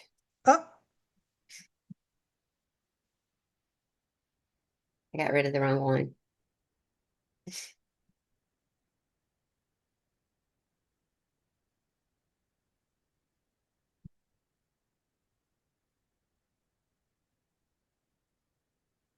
Okay, now I got it. you got it. Okay, good. So when you say you got it, you're all done, like your Eagleville is all lined up the way you like it? Well, yeah, Or um, yes. Thank you. you sure? They, my eagle bit is still a little bit spaced apart. My eagle is still spaced a little bit apart rather than. Okay. So that's what we're going to try to fix now. What I did was I just grabbed all of those letters, right, in Eagleville. I just took my cursor kind of up here at the top and Got then it. just click the blocks and just drag, making sure not to select any part of the word football. The E's not selected for some reason now. It's individually, but when I grab, Then don't fight now it. it did. Now it did. You got it? Okay. Because I was going to say, then don't fight it. Then just select whatever is selected and then hold your shift key and then try to select that one. But you got it. So now that you have those selected, let's try seeing if you distribute and horizontally, if that will then just keep it on its curve, but just equal out the spacing. Yes. It did? Woohoo! Yay. Uh, all right. So I think we are almost done, right? Like I say, we can now do you know what colors you're going to use for at least one of your shirts today? Um, I'm gonna do a maroon Eagleville. Well, it depends on how many of the brownstones that I have. I really want to do. Oh, Um, in the football in the brown colored stone? well, no, I don't have enough to do the football. I really wanted to do the football in the brownstones, but I'm not gonna be able to do that. You know what? I just Well, noticed. well, let me see. Let's see. Hold on, Oh yeah. one of my football, one of my bees. I mean, one of my stones in the bee was over top of each other for some reason. I fixed it though. You fix it. Yeah, there are, because right now in my word football, and I guess if we had, I've been thinking about that in the beginning, um, we probably could have reduced it down because mine has 681 holes. When you drag a box around all of the word football, try to at Mm, least do, and you open up the rhinestone panel, do you see down there at the bottom under the About 10 it says, how many does it say? 570. Well, actually, you got 600. Oh, I do? Mm-hmm. It Okay. should be six. It should be 600 of those brownstones in the sample little sample pack that I gave you. Okay. Okay. Well, So if it there's might be a little. then I've got enough then. It might be a little harder to brush them in because, like I say, you really need more stones as you're brushing to help the other ones kind of flip over into place. Mhm. But you can take out all of them and start with that. And then just use your wax pencil or your tweezer to kind of fill in where they don't quite go in. Okay. But yeah, you should have enough. Okay. Well, I may try that then. I was gonna, you know what? I don't think that's gonna look right though, because I was gonna Why? do the Eagleville in like a maroon color. Our colors are black and maroon and white. And so I was So thinking about doing what the color shirt were you football. going to use? I was gonna do a black shirt. Okay, so let's go ahead and see what this would look like. Right? Remember I was telling you last night, if you turn the back of your media to the color of whatever garment you might be trying to work on, you can get a visualization of what it might look like. So let's go ahead and turn the back of our media black. Okay, wait just a second. Let me hold on, let me get this equal off. Okay, Yeah. so I clicked on my mat and then So you're going to click on your page setup icon at the very top over here on the right. okay, So you click on that, and then you're going to go down to the bottom and select the black, and that should turn the matte black. well it turns mine gray, but Did you click the black or the gray? no, I clicked on the black. That's weird. Does it have anything to do with the transparency? It shouldn't. Oh, when I Oh, do the yes, it does. transparency, Yes, oh, it does. So that's your it. transparency should be turned all the way down. Okay, that's it. Okay. Um, so now we have a black mat. So that's going to simulate our black shirt. Okay. And you said you wanted to do the football in brown, right? So we're going to come and I'm going to start like kind of over here on you can either do it from the right or the left, but I think I'm gonna start over here on the right, right? And I'm gonna come underneath this L and I'm gonna click and drag and I'm gonna, oh, wait a minute. See, I kind of got that wife in there. Maybe I come from the other angle, come over here from the left. And yeah, maybe I come from the left and try to drag my box over just the word football. Mhm. Okay. And then go to our paint palette over here and select a brown. I'm going to select this one right here. Yeah, I don't think that's gonna look right on a black shirt. Mm, You it'll be fine. Maybe think? Think it would be better to we do all it on a white shirt? we also need to turn off the red outline because that red outline makes it look um a little different, right? But here's our brown. It's not exactly the same color brown that you have, but it's just because your brown was just a little bit. Let me go. Hold on a second.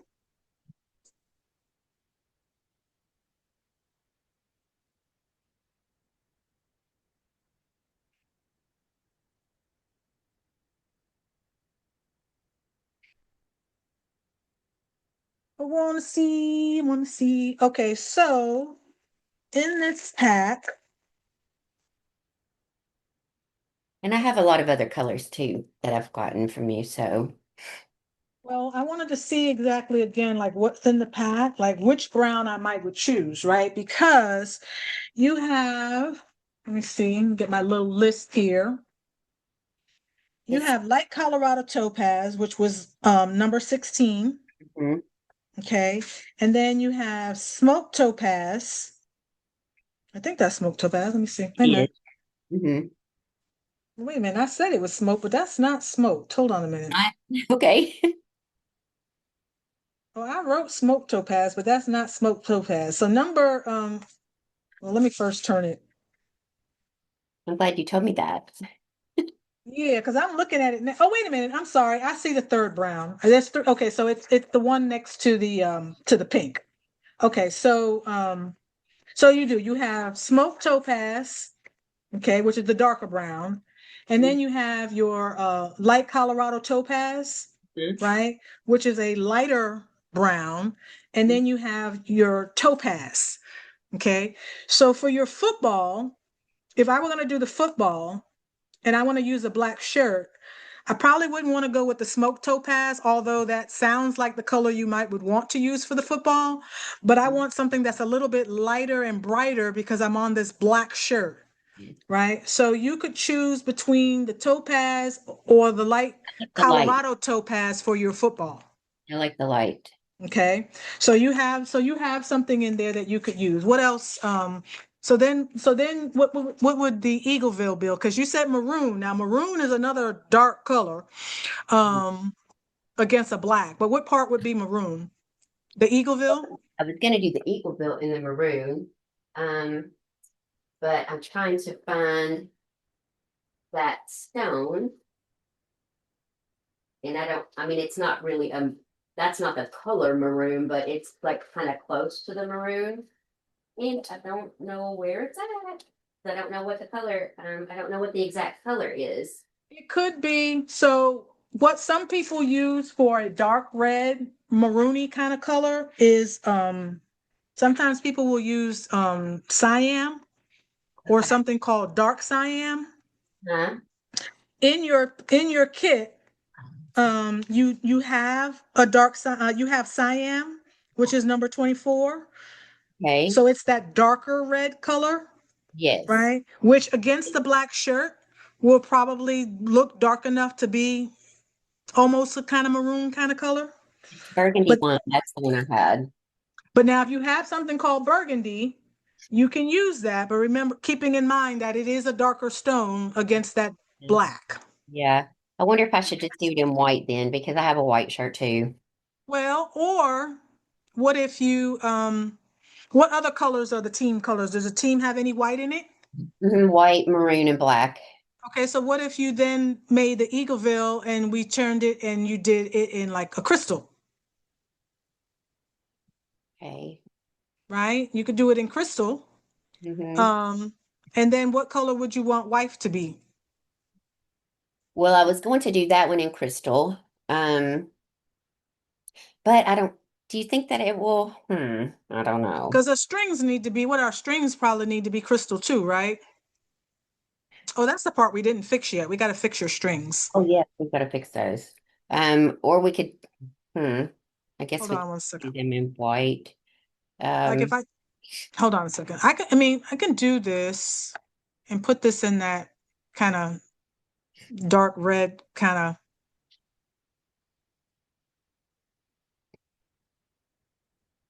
trying to simulate what cyan kind of looks like. or I've got the burgundy wine. That's what, You and if have burgundy wine?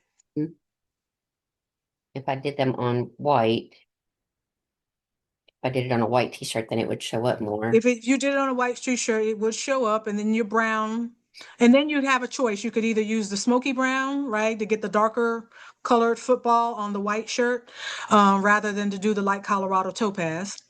You could do that, and then wife is still going to show up on crystal. So let's turn it black. Let's turn it white.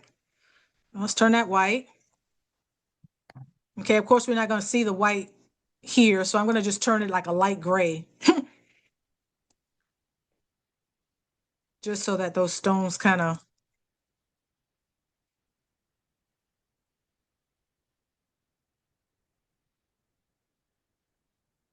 Now I have to ask your opinion. mm-hmm. If you were doing this shirt, would you make all your fonts different or would you make them the same? Oh no, I think it's fine for them. I wouldn't make them all the same. That, it doesn't give, I like the transition between Okay. the like the narrowness and then the wide for football. It stands out and I love it just like this. Okay. Um our strings do I'm just kind of mm, what other stone colors do you have? Well, I have all of them that are in that pack that you gave me. True, And true. I have oh goodness, I have rose, I have amethyst, I have pearl purple, I have the iridescent, let's see, Now, um now what's your favorite color? platinum edge crystal. Oh, well, my favorite color is hot pink and purple, but that won't go too good with this, so Why not? probably. Why not? Do you think? Why? I mean, to me, brown and that hot pink, those two colors go together. Well, I was just talking about with the maroon too. You think, okay, well, Well, let's look at that. Let's see, a hot pink kind of color. I don't have, like I say, what's that hot pink? I Hold on have, a second. let's see, I have rose and well, then I have all the ones in here. We got a fuchsia, Mm-hmm. which is a pretty color, right? You also have the, like I said, the rose. The pink might be a little bit too light. Yes. Although the pink might not, I mean, pink would barely be good too, because it also kind of lends on the crystal side, right? Because it's a lighter color, but it's just got a little bit of hint of color to it. But that maroon and that pink, that they play off of each other. And against the brown in the middle, I mean, look at what we got going on here.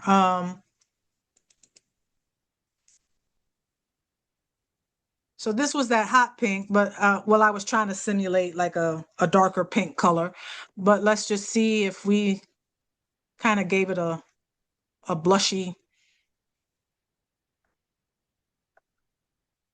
like I said, it's going to be do do do do do do do You know what? do Maybe I'll do. just make all of them crystal except the football.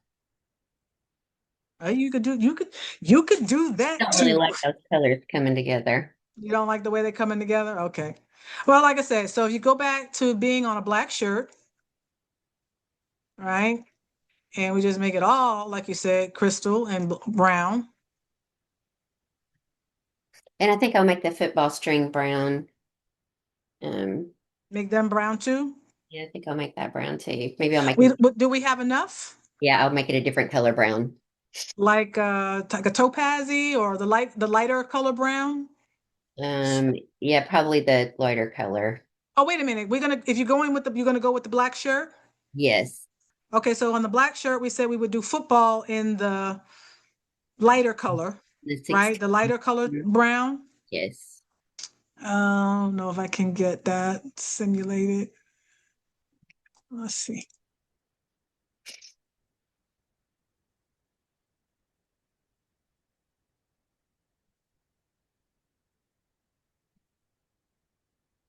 So it kind of would look like that a little bit, right? You think? Something Mhm. similar to and then maybe do that one in the topazy kind of color, or you could probably even go with the smoke. Probably could even go with the darker brown. You think? Mm, I might do it in that pink champagne. I mean, the peach champagne. That kind of, I don't know. What do you think about that? oh yeah, you could do. Yeah, I'm looking at this. You could do the peach champagne, right?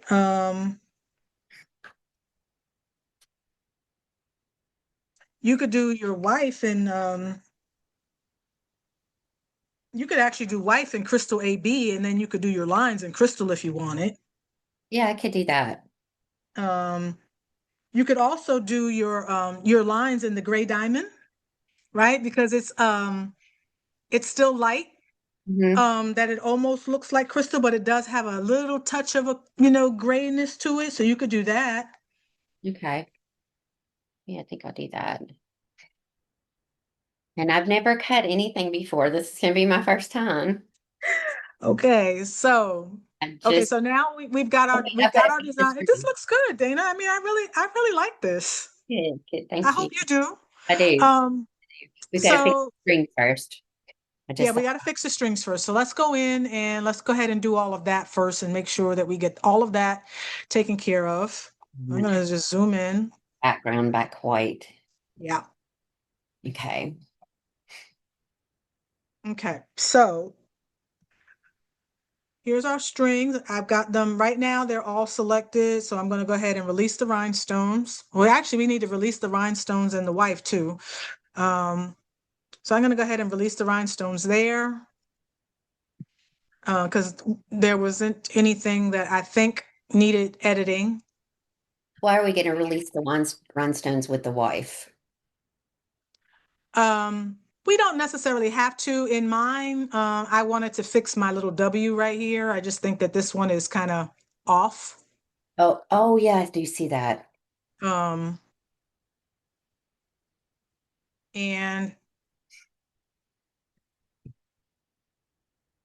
even though I know that this design is intended to kind of have that little like hump right there, it's not in the W and it's not in the I. And so it's kind of bothering me a little bit, right? So I think I might would just come in here and delete that stone and then space those out and just kind of even it up a little bit. That's just me. Why is mine? Hmm. Um, Okay, so I'm something just, because it's not. Okay, now it is letting me grab the rhinestones. I'm gonna see if that works.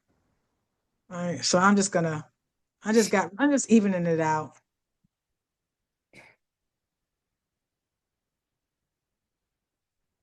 And then after I remove that one little I stone, like my little E like that because my F is like that too. So I'm just gonna leave them.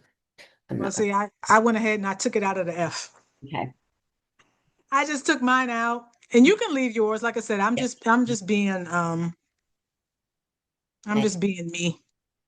well, that's okay. You like different things. It's what makes That's it right. all Our right. eyes. So I've got mine now, and so now and I said I was gonna see if I could fix my W a little bit. All right, now I'm happy.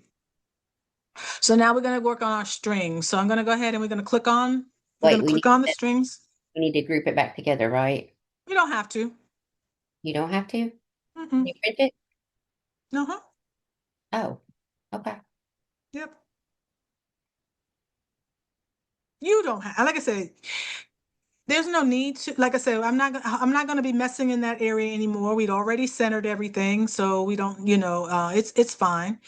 Now if you thought that if you felt like when you started manipulating the strings that you might accidentally, touch something in the wife, we could go ahead and group it all back together just so that all of the stones Yeah, stay together. If that makes you feel more comfortable, we can do that. I just grouped it back together. It's fine. You did? Mhm. Okay. I'll go ahead and group all of mine back together too, just so that. My strings, the little ties, individual five things, there is there's three on one side and three on the other, and then there's one in the center. Do I need Mm-hmm. to get rid of that one in the center? So, which one does it more look like, if you had to compare it to the lines that I have on my screen? Which one does it look like? What do you mean? Yeah, like, does it look like this? Does it look like this one right here? Or does it look more Looks like the first one. like this? Mm-hmm.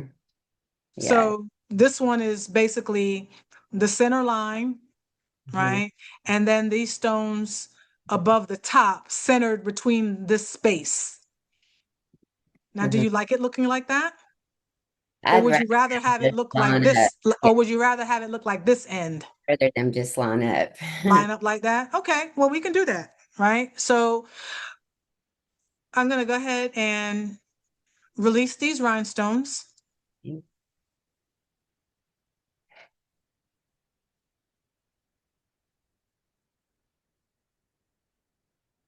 Okay, and so then once you got your rhinestones released,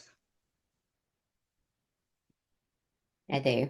They do. okay, so now basically mine looks like based on the shape, um, well, we have 1, 2, 3 stones, and then we have our line, and then we have 1, 2, 3 stones, and then we have a line. 1, 2, 3, a line, 1, 2, 3, a line, 1, 2, 3, a line, and I'm probably gonna have to get rid of a stone on the end to even it all out, right? So Mhm. let's start with that. So on one, let's start on this left end, excuse me, on the right end.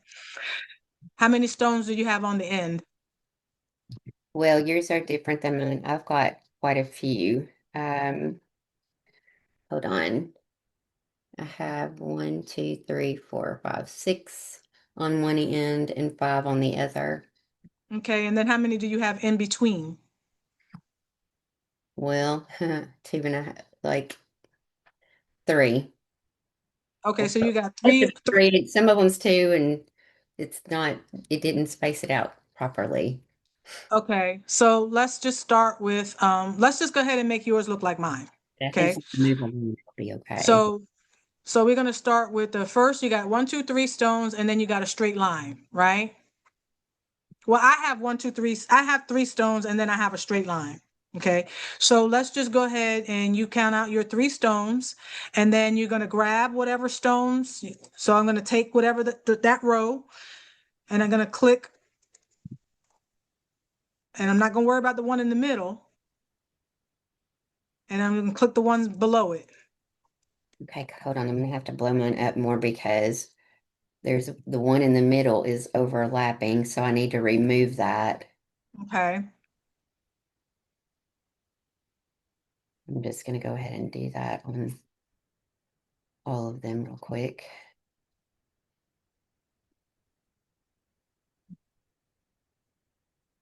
Um,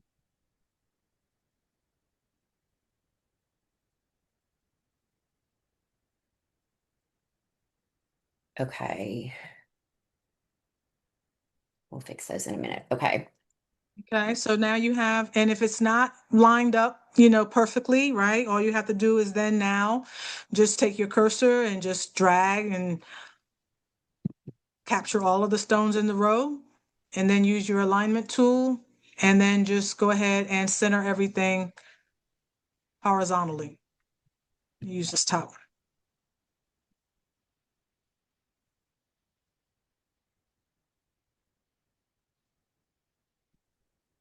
Okay. Maybe- hmm.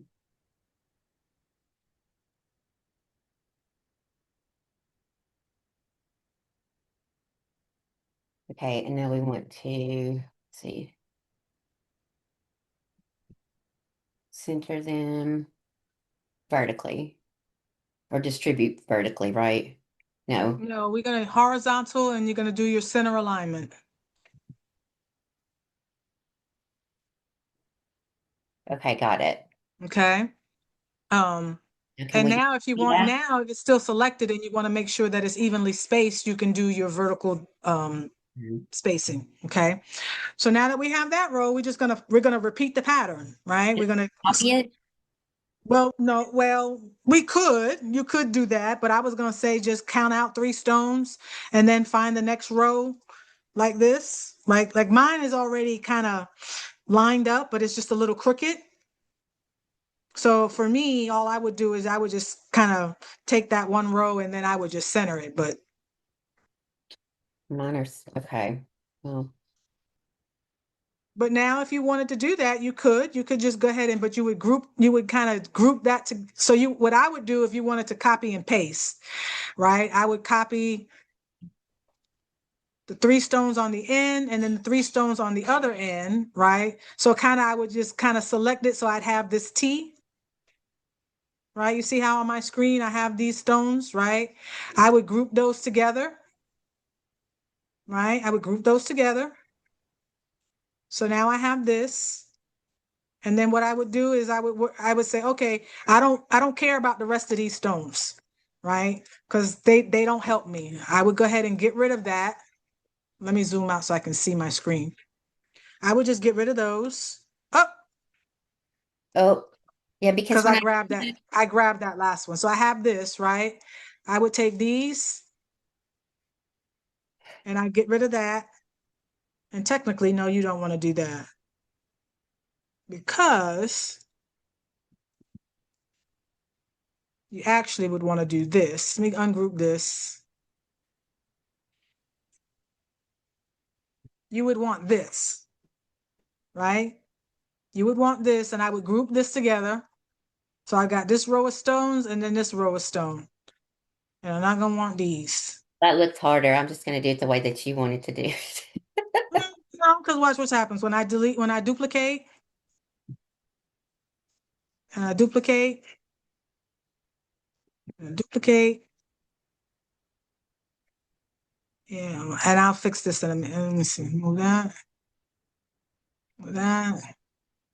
and I'm gonna duplicate,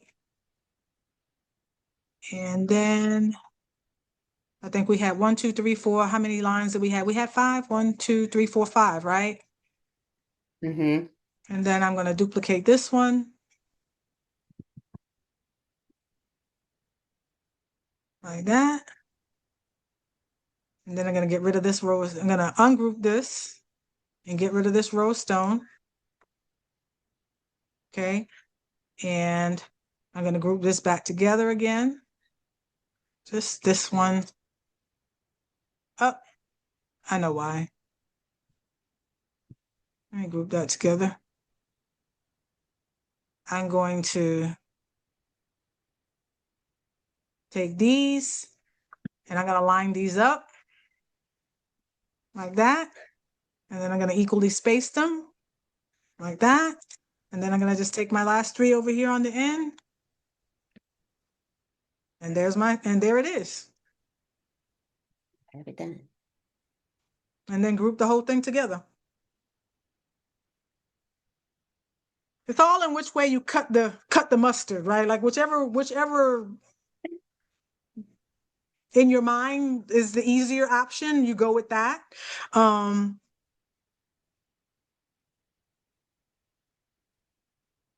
the other way, like I said, because mine were more straight than yours and the spacing was equal, I could have just did the alignment all the way down the row, but you said you had three in some and two in another, and that would require more moving and shifting of the stones. I thought maybe this might be a little bit easier.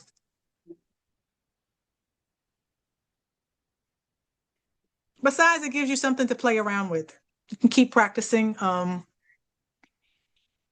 which is key. You know how many days I've worked on this little design here? I know, but we're getting it But now. I learned a lot today because you know what I was doing before? I was like, I don't know, I was not doing the proper steps. Mm-hmm. I was, I don't know what I was doing, and hopefully I That's can remember everything. I'm really hoping that I can remember all of this. Well, you're gonna have this video at least to go back and at least for this particular video. But the steps the steps that we do for is they may not be exactly the same as what you do here, but they're gonna follow that same kind of process. Yes. You just have to do it for what you're currently working on, right? Hmm. So I've almost got it. Got one more little thing to do.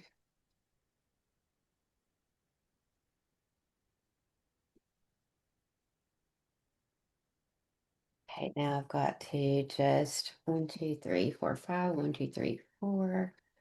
Um, take this stone out. Actually, I'm gonna make one more down at this end. Okay, now I just need to go and highlight it and make it all.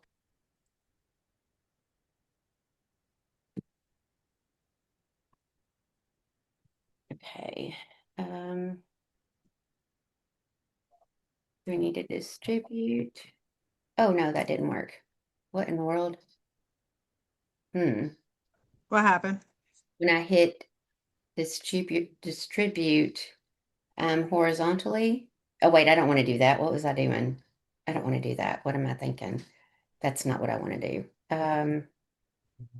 Okay, never mind. I don't want to do anything. My lines look, they don't, I don't know. Let me zoom out. I think I maybe zoomed in a little bit too much. No, they look fine. I don't know what I was thinking.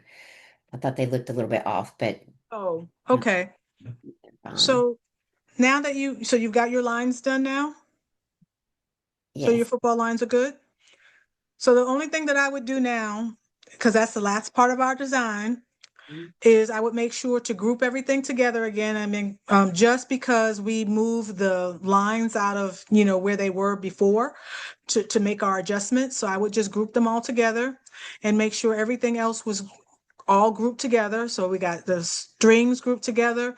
We went back in and we're going to group wife all together. I'm going to highlight and make sure that all of football is grouped together.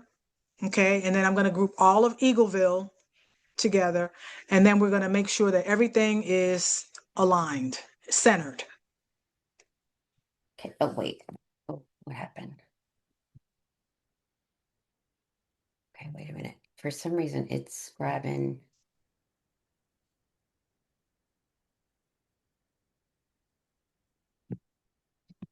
Okay, now I got it. You got it? I think so. Okay, So equal. I'm going to click on all of them. 1, 2, 3, 4, and open up the transform panel and do my center horizontal. And that did shift the Eagleville over a little bit. Wife shifted, everything else stayed the same. So now I know that my design is equally centered, right? Oh, no, hold on. Okay, Did something crazy to football. I don't know why I did that. just go back and do undo. Okay, hold on. Oh, I think I know what happened. I think it didn't grab the top layer of football. Mm-hmm. Why is it? It keeps on wanting to grab my Eagleville for some reason. Because it just depending on how close the Eagleville is to part of the word football. When you go to drag, it's catching that part of the box. So I start from the bottom of football and then try to go up to the very top line, or I got it now. start at the here on the left and then start at that line and then come down. I got it now. You got it? So we're going to go and distribute horizontally. Is that what we're doing? We're going to distribute horizontal. We're going to not distribute. We're going to, well, I mean, you could do distribute, but first I wanted to just do the center alignment. Mhm. So we're going to select them all and just make sure everything is centered. And then if you wanted to do the distribute equally, then I would do the vertical. Got it. Okay. So now we're all centered up. Yep. If we're happy, clap our hands. Yay, give ourselves a clap. And now we're ready to go ahead and we can go ahead and send this to our cutting machine. So now um, I'm gonna look at it. I'm gonna grab it just to kind of see how much flock I'm gonna need. So I'm definitely gonna use the whole width, right? Because but we only need 8.742 inches. So I would cut my piece of flock. I wouldn't cut 12 inches, right? Because I don't want to be wasted. What am I going to do with the other 3 inches of that flock after I cut it? So knowing that I need at least 9 inches, right? I'm going to cut 9 inches of flock, and then I'm going to lay that on my mat. Okay. And I'm going to start at that very top corner, on the mat, in the square. And then I'm going to make sure that I have 9 inches. Okay, mine is 8.394. So Okay, does so if yours is 8.394, you don't necessarily have to cut 9 inches, right? Because that would just be a waste. But I don't want to cut it too short. right, So I would cut at least 8.6 or 8.7. right. Okay. Um, and then we're going to line it up on the mat. Okay, so I have a mat I can show you. Which mat do I want to use? Um, To have like light ones and then I have heavy ones. I'm probably not using the right verbiage, but hold on. Let's see. Take your pick. Which one do you want? Um, to have, let's oh, see, you have the standard grip. yeah, that's the one that I use. Okay. And I don't use, now I will tell you, people will say this, like, it matters what mat you use in the machine and when you use it, but I don't think it matters as much for cutting as it may matter for some other things, right? So I've used the green standard grip cricket mat. Okay. I also have the Maker's Mark grip mat that you can get from Michael's, right? Because they're a little bit cheaper. Um, and so I've used those in my cutting machine and I haven't had any problems. So Okay. why do some of them say light grip on them? Because the light grip mat is usually used for stuff like fabric, where you don't want the fabric to all the sticky stuff to stay stuck to the mat. It could, cause it to fray or what have you. So you have your standard grip, which is usually for like vinyl, um, definitely for vinyl, and some other mediums. Then you have the light grip mat when you don't want something to have as much tack to it.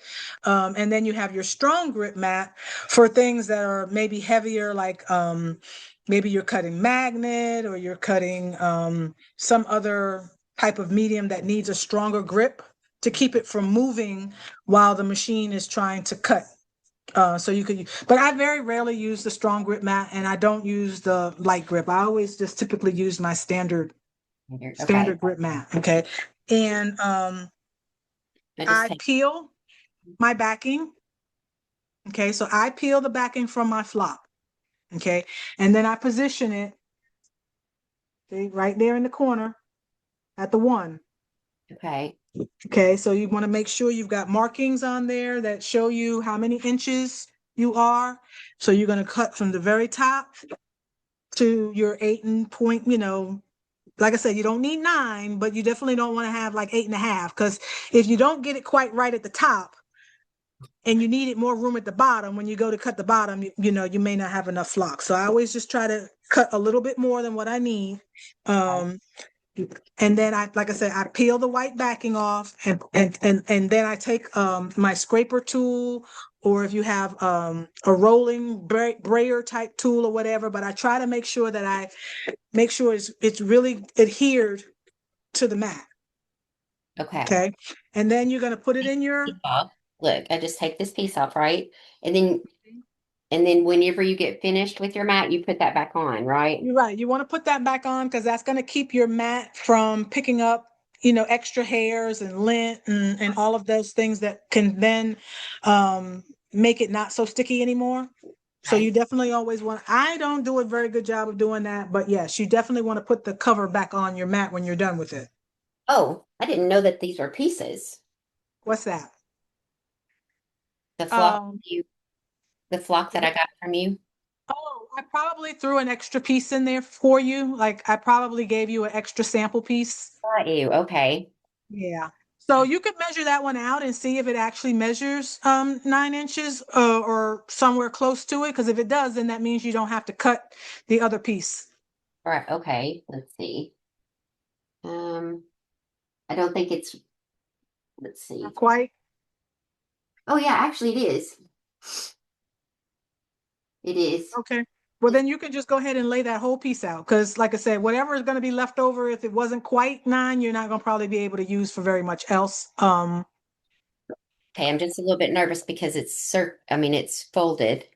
So Oh, I'm it's scared, okay. I'm Once scared when I take yeah, the back off though, that it's gonna stick you're together. gonna, you take the back off and then you start at the corner Okay. and then you're just going to kind of make sure you smooth it out. Okay. I'm gonna try. Don't If you want, you can peel a little bit from the corner and go ahead and get it stuck on the mat first. And then once you get it stuck to the mat, you can then peel the rest of the backing as you smooth it. Okay, across the mat, if that, good deal. I'm a little nervous. it's okay. You can always pull it up and reposition it. Right, start it over in the corner.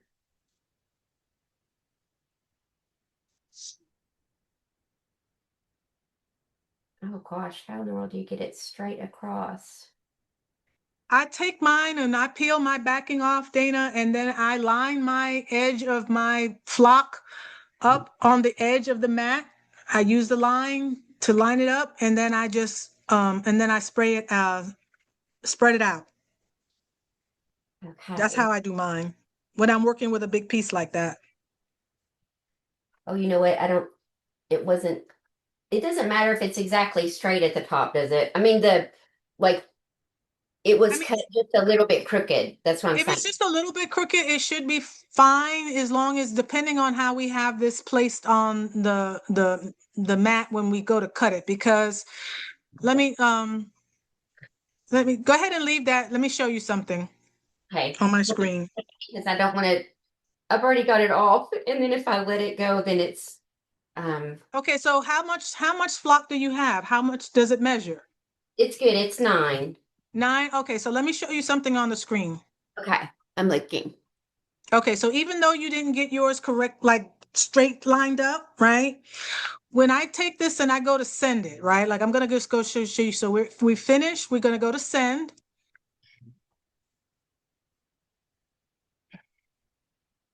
Okay, so if this is your mat, right? Like this is the mat that's in you're gonna put in your machine. Mhm. Well, I should have done this. I need to make sure. Let me group all of this together. So I'm gonna group it all together. Mhm.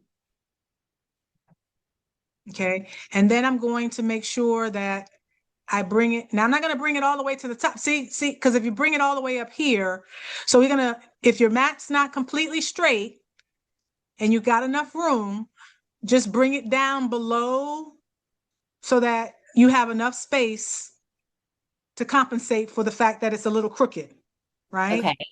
Um, and you should still be okay because yours was shorter than mine. Yours was only 8.3, you said, right?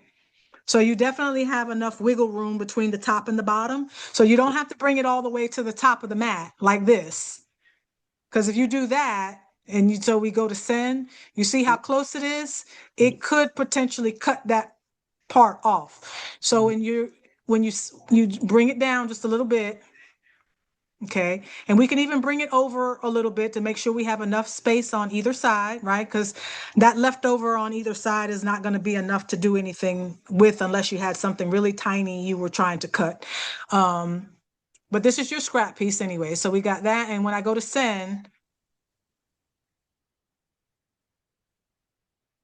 so now we have enough clearance. I got enough clearance here at the top and I got enough clearance here on the sides. So you should be okay as long as you don't bring it all the way up to the very top. Yes. So did you get it all laid out on the mat? Almost. And we want to make sure that we're going to try to make sure that it doesn't have any air bubbles in it.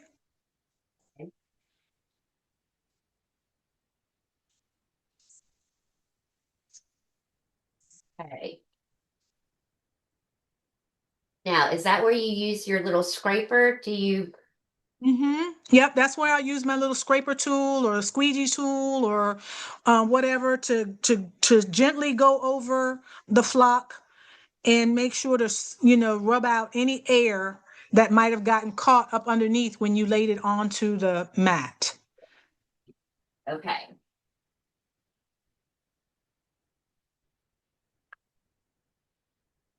Okay. So I've done that.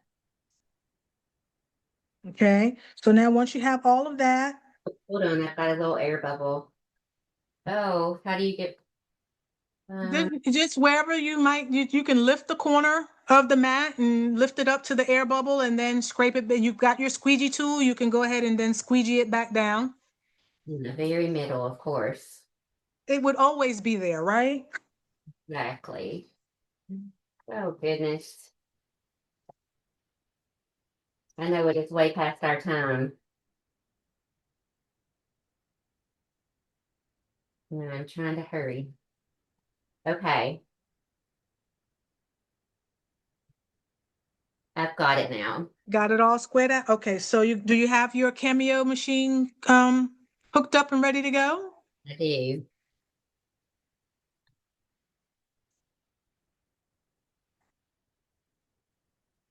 So you just put it in, So you're gonna load your mat. The way you load your mat is you're gonna line up the edge of your mat to that little white line. What do you have, a 5 or a 4? or Okay, so I have a 4 too. So you're gonna line up your mat on that white line on the edge. And you're gonna butt the edge of the mat up to the rollers. okay, Okay. And then when the machine is turned on, you're going to use your advanced arrow up key to then load the mat. Make sure. Let me turn mine on a minute. got it. Oh, you got it? So it rolled it up and got it all in place? Okay. So now that you have your mat loaded, we're going to go back to the software and we're going to click on send.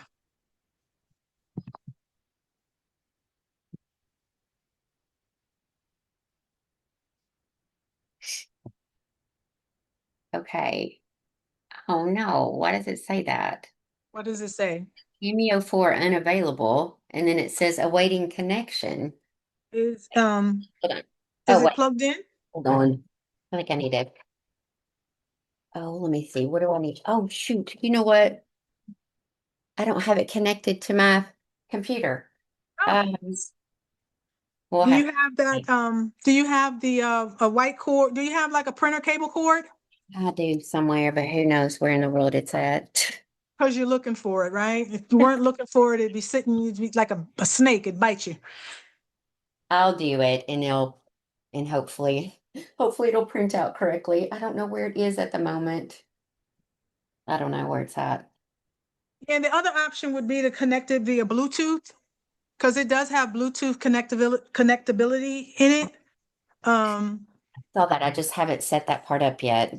right. I usually keep mine connected hardwired only because sometimes when the Wi-Fi is not working right or whatever, I don't have to worry about it. I could then have it hardwired, and sometimes I'll steal the cord from my computer from my printer because the printer cable cord that connects to my is the same cord.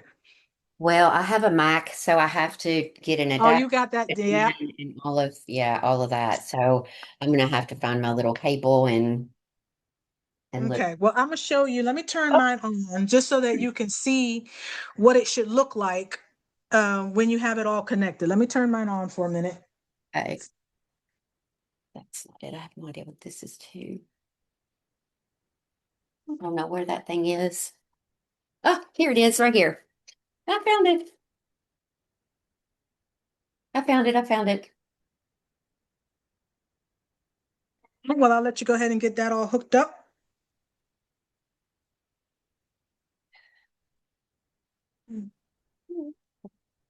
I'm sorry. I wasn't even, I haven't gotten this far, so I didn't even know what to do. Don't worry about it. I didn't realize I had it. Didn't have it hooked up. No worries, no Okay, worries. I got it.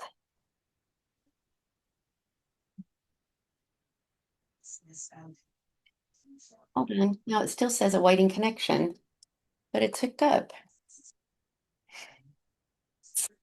Um, hmm, I don't know. It still says awaiting connection. And it may be because I have a little, have to use a little tool to Oh, hook it into because my computer doesn't have a USB port. gotcha. So I don't know if that is the reason that it's doing it Hmm, or what. Um, try this one. not sure. Got two of them. Let me try this one and see if this one is better.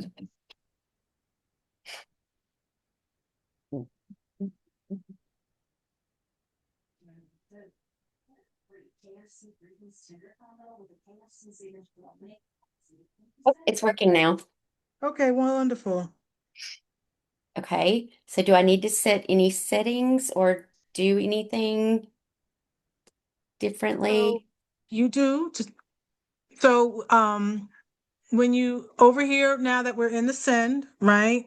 Okay, you look at your when you look at your design, you can see that um all of the holes have a red outline Mhm. around them, right? That's telling you exactly what the machine is going to cut. It's going to cut a circle, okay, around each of those circles that are on the template, on the mat, on our media.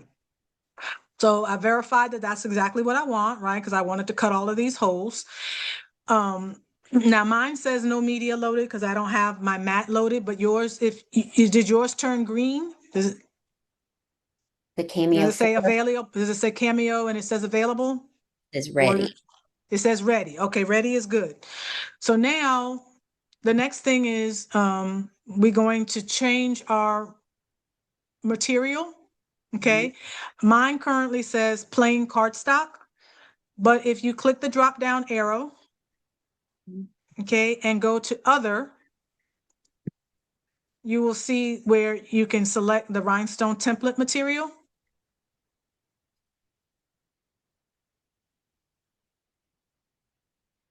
Oh, other on the, okay, sorry. I was looking down the things. Okay, got it. Mm. Okay, so you got your rhinestone template material selected, right?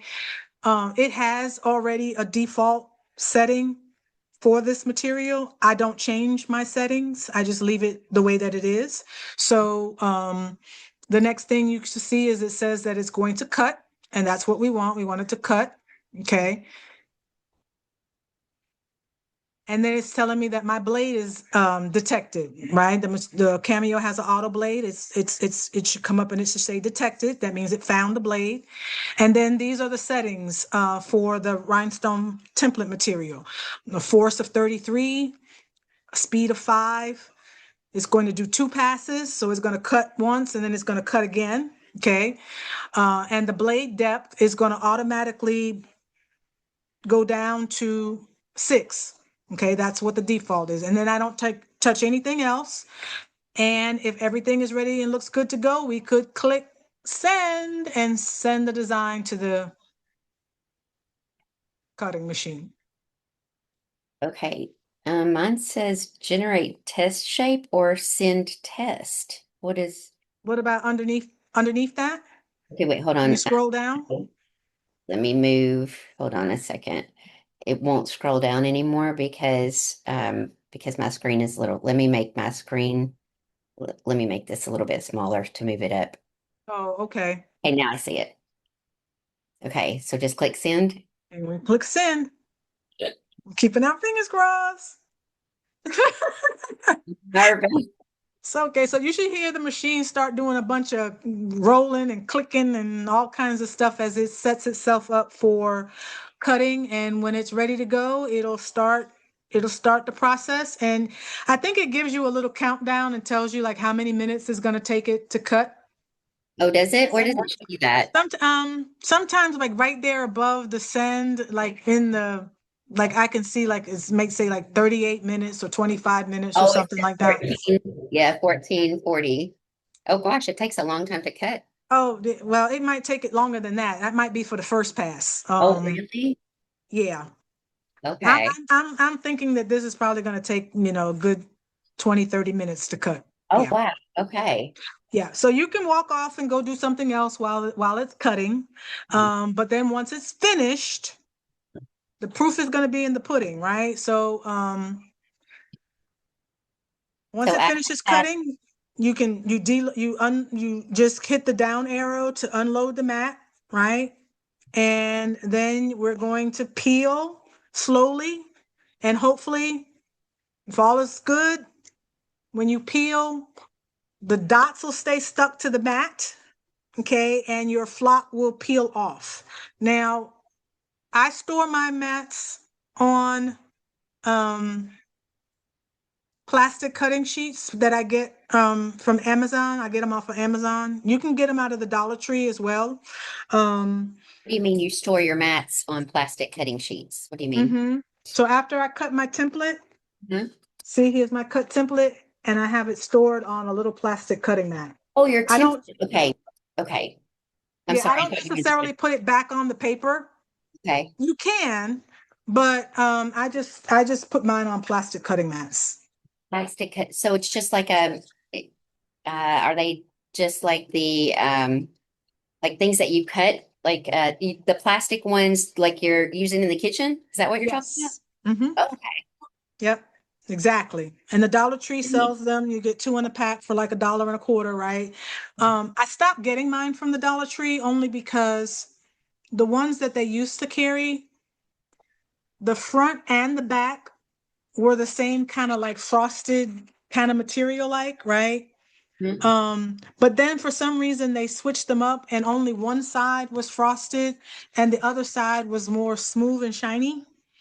And what happens is when I put my mat on that side, if the template is larger than the actual plastic, like because I try to use both sides of the mat, right? The transfer tape reacts to that stick, that shiny side. And it's like the transfer tape wants to stick to it where it doesn't necessarily want to stick to it on the frosted side. So it Okay. makes lifting the stones more difficult. So I Got you. stopped buying the ones from the Dollar Tree and I get these ones from Amazon and they're slightly larger. So if I have a larger template, um, I have more space for storing it. And then both sides tend to be that same similar texture. So they're better. Links to those? Hmm? Will you send me your link to those? Yeah, I sure will. Okay. So then after it prints everything out and after I take it off, is it still going to be real sticky? It's going to be very sticky. It's going to be very sticky, but you need it to be sticky because whatever you're going to put it on, whether you put it back onto its white paper backing, if you don't have any plastic mats, or if you had a tray or anything that you could, you lay that on, you want it to stick so that as you're brushing in your stones, your template's not moving all over the place. Okay. Okay.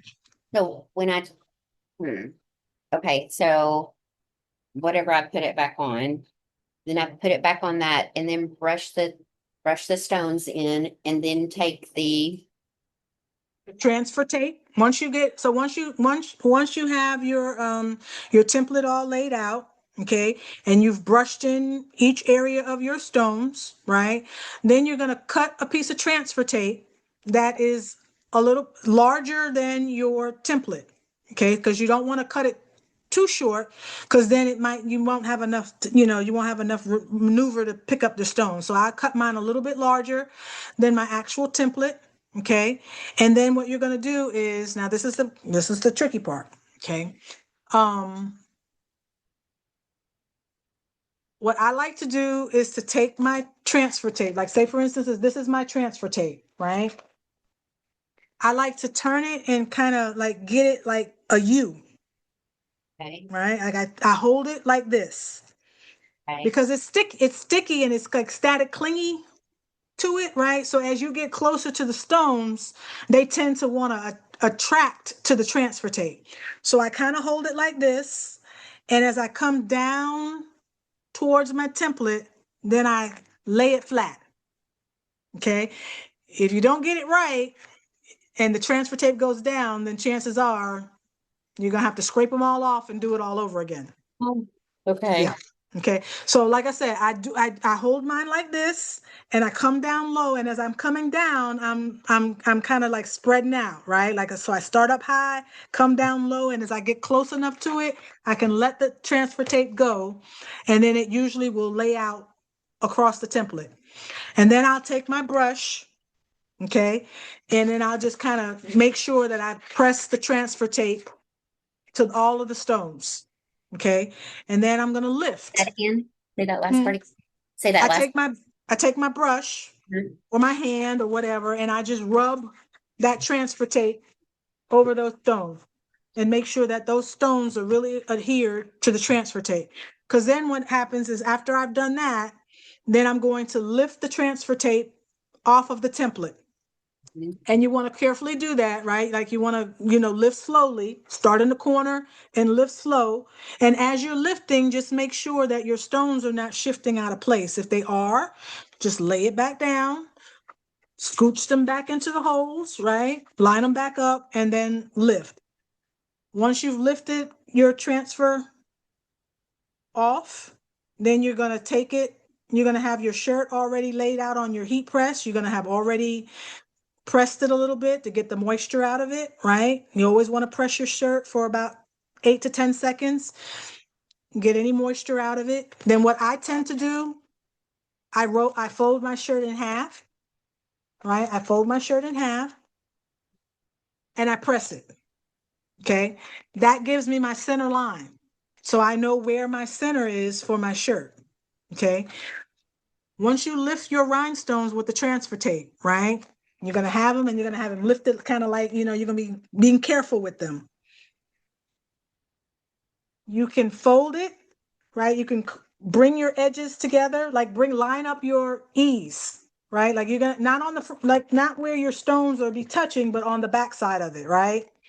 And I'm just gonna bring that transfer tape over to my ease line up. And then I'm gonna squeeze like right here at the top, just the top. And I'm gonna find that, put a little crease in there, right? And that crease is gonna represent your center. So that when you go to The lay it, transfer tape that you're doing that with, right? huh? That's the transfer tape that you're creasing I'm just putting a little crease at the so to top. stick together. No, I'm not making it so that it'll sit because I'm not gonna fold it all the way over. I'm just gonna kind of Okay, got you. put it together, keep my finger in there like that, and then just squeeze it in the middle so I can get that crease line. And that's gonna show me where my center is. And then when I go to lay my transfer tape out, when I go to lay my stones down, right, I'm gonna go about 3 to 4 inches from the crew, from your collar, right? You're going to go about 3 to 4 inches down, and that's where you're going to lay your tape with your stones. Okay. Okay, And you're going to, like I said, you use that crease that you made and you line it up with the crease in your shirt. And then okay, you're going to spread it out and then you're going to you're going to lay it out and you're going to smooth it out and you're going to look at it before you bring that heat press down. Look at your design. And just see if any of your stones may have accidentally shifted in the process, right? Because sometimes in lifting, they can kind of shift out of place a little bit, right? All I do with it on my shirt, right, is I just take my thumbnail, or my finger, or just take my nail, and if a stone is slightly out of alignment, I just kind of scooch it back into place, okay? Because you can fix anything before you press it. Even if it means you got to pull it off again and lay it back down. Okay. But it's easier to fix it before you press it than to try to fix it after you press it, because after you press it, what's going to happen, you're going to activate that glue, right? And if the stone is too far out of alignment, when that glue cools and you try to remove it, some of that residual glue is going to be left behind, right? So I always try to make sure that before I press, I make sure that my stones are where I want them to be, nudge any that may have gotten a little bit skewed, and then press. And if by chance, after the pressing, because sometimes in the pressing process, they can shift. If they do, now I have a hot fix tool. I have Okay. one. You have one? Great. I plug it in.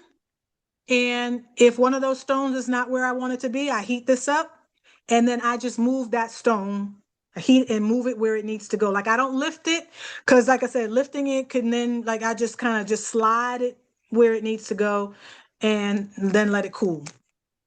Do I put anything between my shirt and the press? I've never used that press either, so this is all new. Um, no, you don't have to. I have a pillow. I have the pillows. I don't know if you're supposed to use those or not, but If I do, I don't use the pressing pillow in between my shirt I may put my pressing pillow on on the plate, on the heat plate, right? And then I put my shirt on top of the pressing pillow just so that I get when do you have a which heat press do you have? Uh,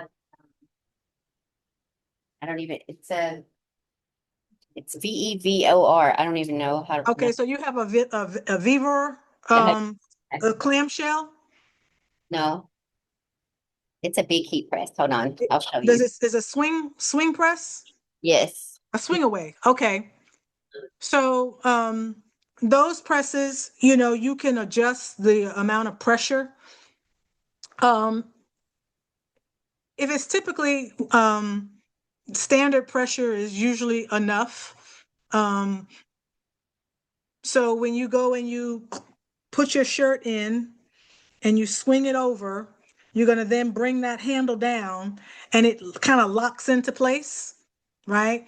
Um, you're going to press for at 325. Okay, so set your heat press to 325 degrees and you're going to press for about 10 to 15 seconds. Which one's better, 10 or 15? It just 10, anyway, between 10 and 15 seconds. You can do Okay. 12, you can do 13, you can do 10. Okay. Um, and then you're going to release, you go ahead and you release it. And then I let it cool a little bit. Okay, Yes, before I that was Yes, very I let it cool a little bit because while that glue is setting up, if you peel too fast, and depending on how you pull it, you might shift the stone out of place, and then that glue does start to cure pretty quickly.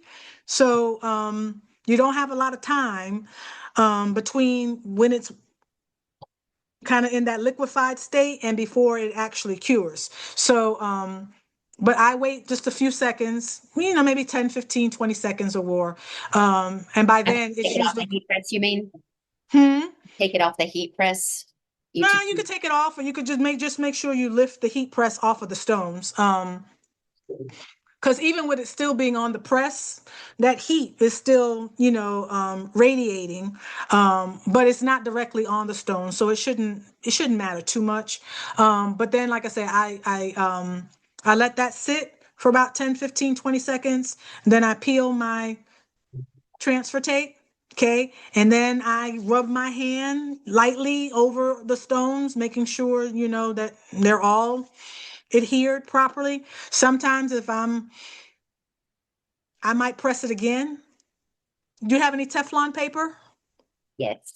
Okay, so if I just wanted to just press it one more time, right? You could then take a piece of Teflon paper, cover your stones, and then just press it one more time for maybe 5 to 10 seconds, right? Then let it cool, and then you should be fine. Okay. So you take the transfer paper off 10 to 15 seconds after you lift the press. I thought you let it Yes. set for a lot longer than that. So I'm glad you told me that. Yeah. Okay. Okay. The longer you let it cool, just so that you're aware, the longer you let it cool, then the transfer tape becomes a little bit harder to release. Like it may, Okay. and you'll be pulling, like you'll be pulling the shirt and all kinds of stuff. But at that point, it's actually good because you can tell whether or not your stones are actually adhered to the shirt, right? They're not going to shift and move at that point because they're already bonded to the shirt. So it won't affect the placement of those stones if you peel when it's cold. Okay. It just may make your transfer tape a little bit more difficult to pull off is all. Okay. Okay. Now you don't have to throw your transfer paper away. Like you can keep your transfer tape. You just put it back onto its backing and you use that until it doesn't stick anymore. Like you can't lift any more stones with it. So it's Okay. good for multiple presses, depending on what size of template you're working on. So if it's a larger template, then maybe you have to cut another piece to fit that. But as long as it fits your template, you can continue to keep using that piece of transfer tape over and over and over again. Okay. And then how do you store your templates? So I store mine in one of those file boxes that you can put the hanging file folders in, right? So get those green hanging file folders, and I put my templates in there so that they stay standing up straight, so that they don't get bent, because the plastic tends to want to bend. And if it gets a bend in it, then when you go to lay it on the table or whatever, it makes it a little bit harder to, get for it to lay flat for the stones to brush in. So I tend to, like I said, I just stand them upright, and I've got a lot. So, but if you didn't have a lot, you could fill that tote up with a bunch of hanging file folders, and then just push them close together so that they stay upright. Okay. Right. I guess they would fit. Yeah. Yeah, because you can I do mine and I use the legal size ones, right? And then because sometimes my templates can be, almost 12 inches in width. Mhm. So the letter size ones wouldn't be long enough because they're only going to be about, 11 inches wide or whatever. So I get the hanging file folders, and I use the legal size ones so that I can get the 14 inches. Because those are I'm in one of the little box thing. I mean, the like the mhm, down here, but like let me tell you, you just put it in something like this. mhm, mhm. You But put I it in. have one that's made for a hanging file folder. Yeah, that's what that is for too. Yeah, yep, It's yep. not And big. then so that one can be either that one can be either 8.5 by 11, or it can be 11 by 14 or whatever it is. Oh So yeah. I turn mine the long way, and Okay. I use the long folders. Okay. Yep. Good deal. Thank So you, you. s- all right. I think you got it. It's still cutting? Yes. Okay, well, cutting is good. Well, you let me know. Like I said, once it finishes, and once, I want to see it. So I want you to come back on. You can either message me directly, or you can post it in the school and you can say what we worked on today. That would be nice. Um, and then we'll go from there. Thank you so much, Tanya. I know that we went way over. Oh, we did. And I mean, if you feel compelled, I'll send you my Buy Me a Coffee link. And if you want to make a donation, you can send me a donation for my Thank time. you. But I'm gonna send you the link before I forget, because if I don't do it right now, I'm And gonna go please search my do. Amazon so I can send you where I get my mats from. Yes, thank you so much. Oh, you're welcome, sweetheart. So I'm helpful. I, I'm just glad. I hate that you had to spend as many days as you did, but all of it was good because, again, hopefully you know where you made your mistakes now, right? And you'll have this video once it renders down. It's about 4 hours long, so it's going to take it a little bit. But once I have all of that done, I'll send you the link to that, and you can go back out and watch it at any time you want. Okay, great. Will you have it? Do you think it will be today that it will be it or not? You think it'll be longer? I mean, if I started, it's going to take it a while to process first. So depending on how long it takes it to process, and then then I got to upload it. Oh, So okay. it might be ready later tonight, Okay. but it's going to take a couple of hours. Okay. Thank you, Tanya. Okay, honey. Thank Mwah. you. Thank you so much. I'll talk to you All soon. right. You're welcome. No problem. Bye-bye. Enjoy the game tonight. Oh, it's tomorrow night. Thank you, Oh, though. that's right. You said Friday. You did say Friday. Today's only Thursday. Okay, good. So we got plenty of time. If we got something that didn't quite go right, we got time to fix It's it. gonna go right.